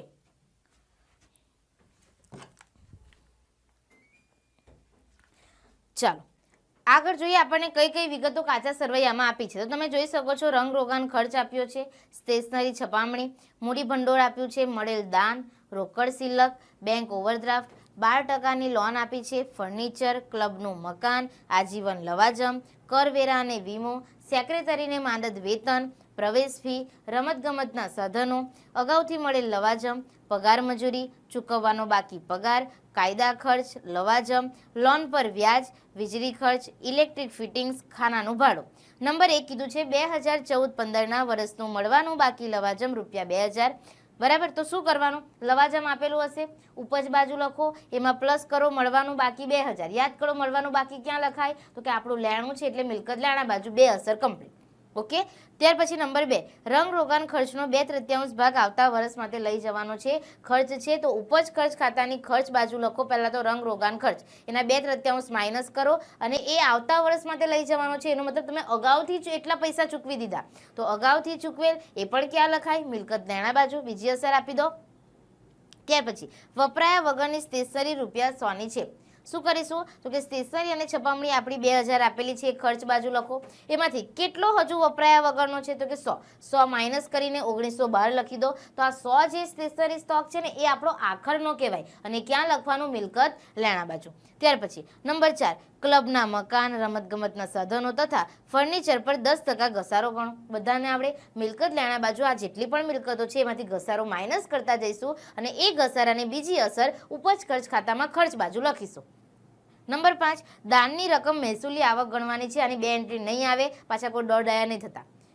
દાનની રકમ આપણે શું કરીએ, મૂડી ભંડોળમાં પ્લસ કરીએ છીએ ને અત્યાર સુધી, તો હવે તમારે એવું નથી કરવાનું, તમારે ઉપજ ખર્ચ ખાતામાં ઉપજ ગણીને એની એન્ટ્રી આપી દેવાની છે, બસ એટલું જ.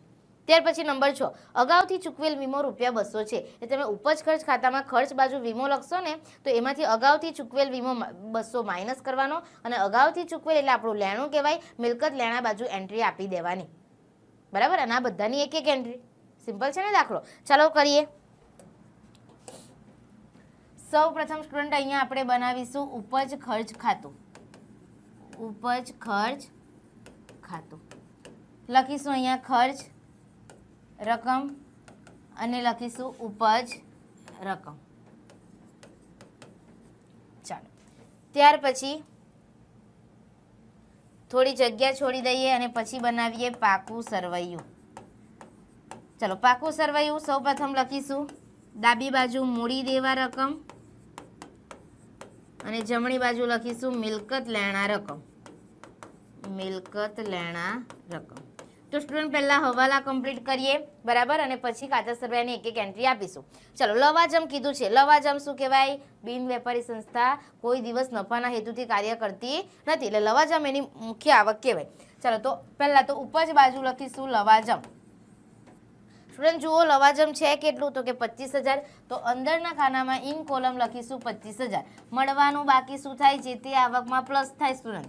તો મળવાનું બાકી લવાજમ 2,000, તો 25,000 વત્તા 2,000 બહાર કેટલા આવશે, 27,000. અને સ્ટુડન્ટ બીજું મળવાનું બાકી લવાજમ છે એ આપણું લેણું કહેવાય, એટલે બીજી એન્ટ્રી ક્યાં, મિલકત લેણા બાજુ લખજો.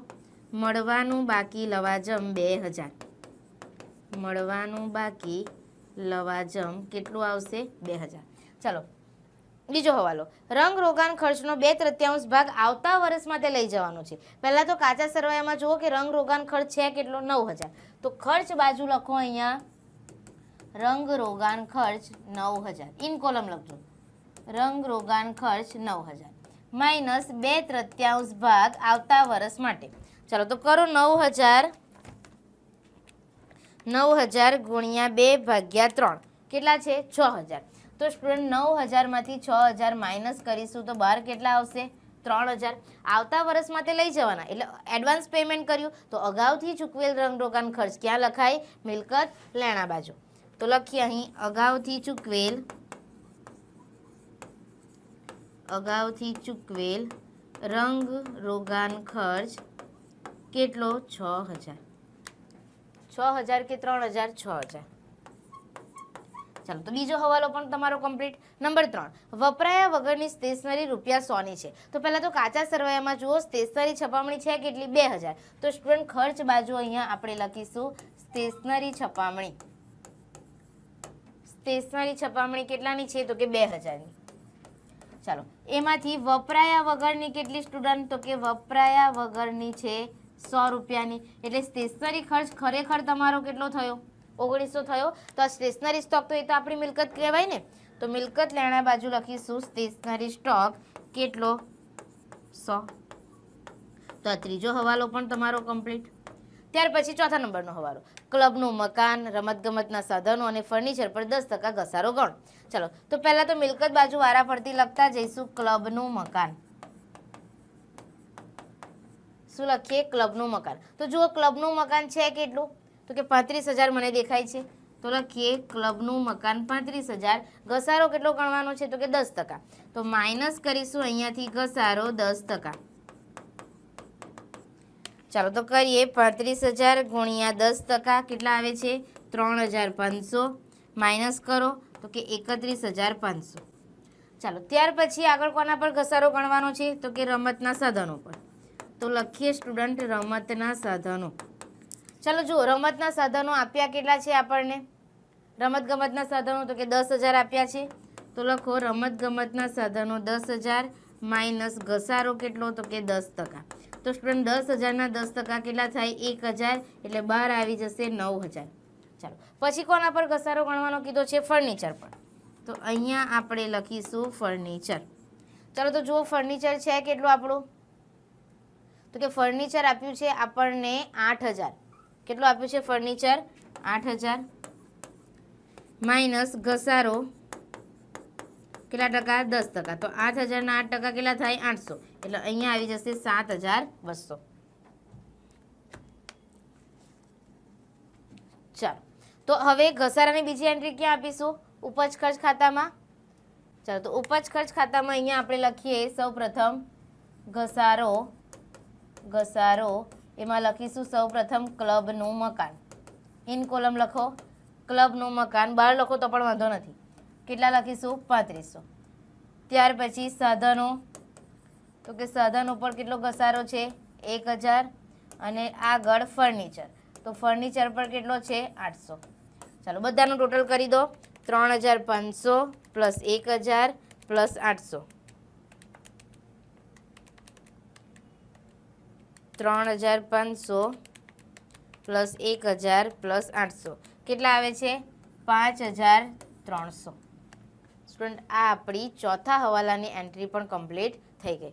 ચાલો ત્યાર પછી પાંચમું દાનની રકમ મહેસૂલી આવક ગણવાની છે. એટલે એનો મતલબ કે ઉપજ ખર્ચ ખાતામાં ઉપજ બાજુ તમારે લખવાનું. મૂડી ભંડોળમાં અહીંયા પ્લસ કરવાનું નથી કીધું એટલા માટે એવું કરીએ. ચાલો તો મળેલ દાન લખી દો. અહીંયા મહેસૂલી આવક ગણવાની કીધી ને તો લખી દો મળેલ દાન કેટલું છે તો કે 2000. ચાલો આગળ નંબર 6 અગાઉથી ચૂકવેલ વીમો ₹200 છે. તો પહેલાં તો ખર્ચ બાજુ લખજો વીમો. ખર્ચ બાજુ લખજો વીમો. કેટલો વીમો છે તો કે 2500. ઇન કોલમ લખીએ 2500 માઇનસ અગાઉથી ચૂકવેલ વીમો કેટલો તો કે 200. બાર કેટલા આવી જશે 2300. બરાબર ને. ચાલો અગાઉથી ચૂકવેલ છે ક્યાં લખાય મિલકત લેણા બાજુ. લખીએ અહીં અગાઉથી ચૂકવેલ વીમો 200. તો સ્ટુડન્ટ અહીંયા બધા આપણા 6 એ 6 હવાલા કમ્પ્લીટ. હવે શું કરવાનું તો કે કાચા સરવૈયામાં જોતા જવાનું અને એક એક એન્ટ્રી આપતા જવાનું.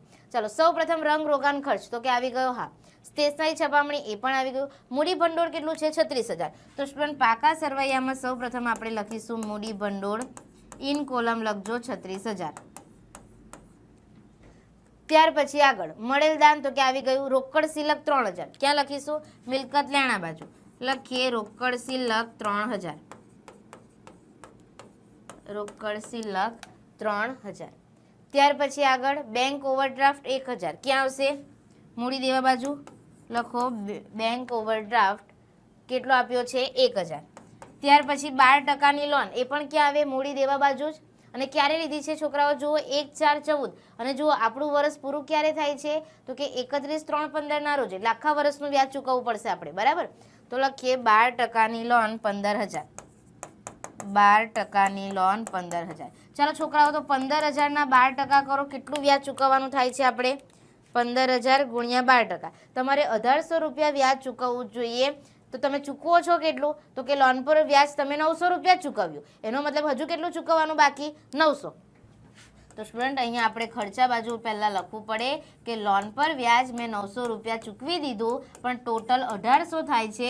એટલે બૂમો નહીં પાડો, હું બીજું ચૂકવી દઈશ. તો ચૂકવી દઈશ એટલે ચૂકવવાનું બાકી વ્યાજ કહેવાય, બોલો. અને ચૂકવવાનું બાકી ક્યાં લખાય? મૂડી દેવા બાજુ. તો લખીએ ચૂકવવાનું બાકી લોનનું વ્યાજ કેટલું આવશે તો કે 900 આવશે. ક્લિયર અહીંયા? ત્યાર પછી આગળ લોન પછી શું કીધું છે? ફર્નિચર આવી ગયું, ક્લબનું મકાન આવી ગયું. આજીવન લવાજમ શું કરવાનું? મૂડી ભંડોળમાં પ્લસ કરવાનું. ચાલો, તો આજીવન લવાજમ 2,000 અહીંયા આપણે પ્લસ કરી દઈએ. પ્લસ આજીવન લવાજમ એટલે એક જ વાર લવાજમ ભરી દેવાનું, બરાબર? પછી ભરવાનું નહીં. ત્યાર પછી કરવેરા અને વીમો આવી ગયું. સેક્રેટરીને માદદ વેતન ઉધાર બાકી આપણો ખર્ચ છે. લખો અહીંયા સેક્રેટરીને માનદ વેતન કેટલું આપ્યું છે? 6,000. ત્યાર પછી સ્ટુડન્ટ કીધું છે પ્રવેશ ફી કઈ બાકી છે? જમા. એટલે ઉપજ બાજુ લખીશું પ્રવેશ ફી કેટલી? 6,000. લખો અહીં પ્રવેશ ફી 6,000. ત્યાર પછી આગળ રમતગમતના સાધનો આવી ગયા. અગાઉથી મળેલ લવાજમ એક જ એન્ટ્રી, હવાલામાં હોય તો 2 એન્ટ્રી. અગાઉથી મળેલ લવાજમ ક્યાં લખવાનું? મૂડી દેવા બાજુ. કેટલું? 2,000. તો લખીએ અહીં અગાઉથી મળેલ લવાજમ 2,000. ચલો, ત્યાર પછી આગળ પગાર અને મજૂરી કેટલો આપેલો છે? 9,000 આપણો ખર્ચ છે. લખો અહીં પગાર મજૂરી, જગ્યા ઓછી પડશે એવું લાગે છે, પગાર મજૂરી 9,000. ત્યાર પછી આગળ ચૂકવવાનો બાકી પગાર કાચા સરવૈયામાં છે, એની પણ એક જ એન્ટ્રી મૂડી દેવા બાજુ લખજો. ચૂકવવાનો બાકી પગાર 1,000 મૂડી દેવા બાજુ. વાર્ષિક હિસાબ જેવો દાખલો તમને બિન વેપારી સંસ્થામાં પૂછ્યો છે, બધાને જ આવડે. ત્યાર પછી કાયદા ખર્ચ 600 લખો ખર્ચ બાજુ. કાયદા ખર્ચ કેટલો? 600. તમે વ્યવસ્થિત લખજો, મારી પાસે જગ્યા થોડી ઓછી થઈ ગઈ છે. ત્યાર પછી આગળ લવાજમ, તો લવાજમ તો આવી ગયું ને 25,000. લોન પર વ્યાજ એ પણ આવી ગયું. વીજળી ખર્ચ બાકી છે 1,000. ચલો ઉપર અહીંયા લખી દઉં વીજળી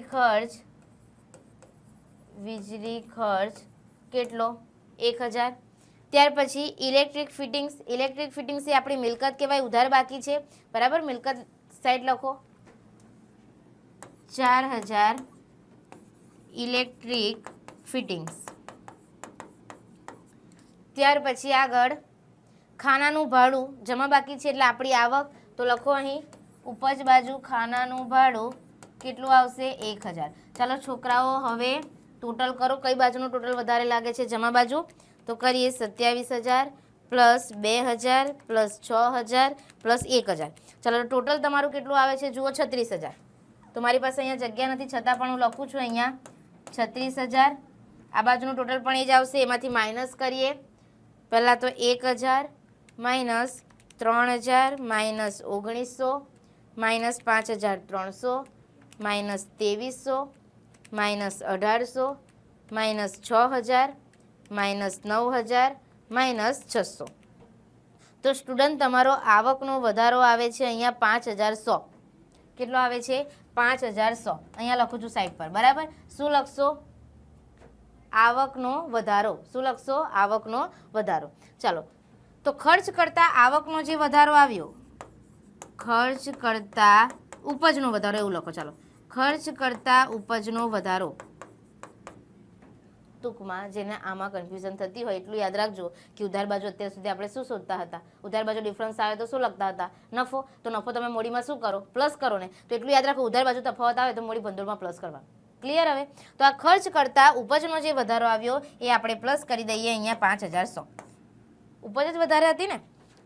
ચાલો, તો કરીએ 36000 પ્લસ 2000 પ્લસ 5100 કેટલા આવે છે? તો કે 43100. ચાલો, હવે મોડી દેવા અને મિલકત લેણા બાજુનું ટોટલ કરો. ટોટલ સેમ આવે તો આપણો દાખલો સાચો.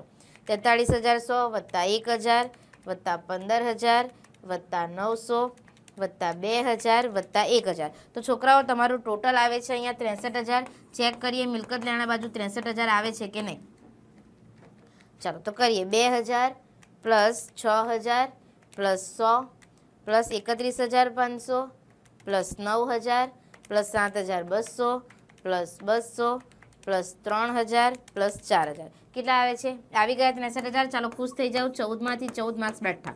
તો જે વિદ્યાર્થીઓએ જાતો દાખલો કર્યો હશે, બરાબર, રકમ ચેક કરી લો. મારી જેમ તમારો આન્સર સેમ આવે છે કે નહીં, અને નહીં આવતો હોય તો કઈ જગ્યાએ ભૂલ છે એ પણ ચેક કરી લો, બરાબર. તો સ્ટુડન્ટ, બિન વેપારી સંસ્થાના હિસાબો પણ એકદમ ઇઝી છે. 12મા ધોરણનું ચેપ્ટર આપણું, 11મા ધોરણનું ચેપ્ટર, સોરી, બરાબર. અને ગુણોત્તર તો તમે 12મા ધોરણથી શીખતા આવ્યા છો, બીકોમમાં પણ શીખ્યા, ફરી પાછા અહીંયા શીખવાનું છે. તો એકાઉન્ટ 4ના બંને ચેપ્ટર ઇઝી જ છે, અઘરા નથી, બરાબર. અને તમને અહીંયા પ્રેક્ટિસ પેપરમાં એટલા માટે જ કરાવવામાં આવે છે. અમુક દાખલા રિપીટ થતા હોય જે આપણે એપમાં કરાવી દીધા છે, તો અહીંયા મેં સેમ મૂકેલા હશે. એ એપના છોકરાઓને ખબર પડશે કે મેડમ એપમાં દાખલો કરાવેલો છે, અહીંયા પણ એનો એ દાખલો આવ્યો. એનો મતલબ શું? એ આઈએમપી છે એટલા માટે અહીંયા મૂક્યો, બરાબર. ખ્યાલ આવે છે? ચાલો, તો વિદ્યાર્થી મિત્રો, આજનો આપણો વિડીયો લેક્ચર અહીંયા કમ્પ્લીટ થાય છે. નેક્સ્ટ વિડીયો લેક્ચરમાં ફરી પાછા મળીએ. Thank you.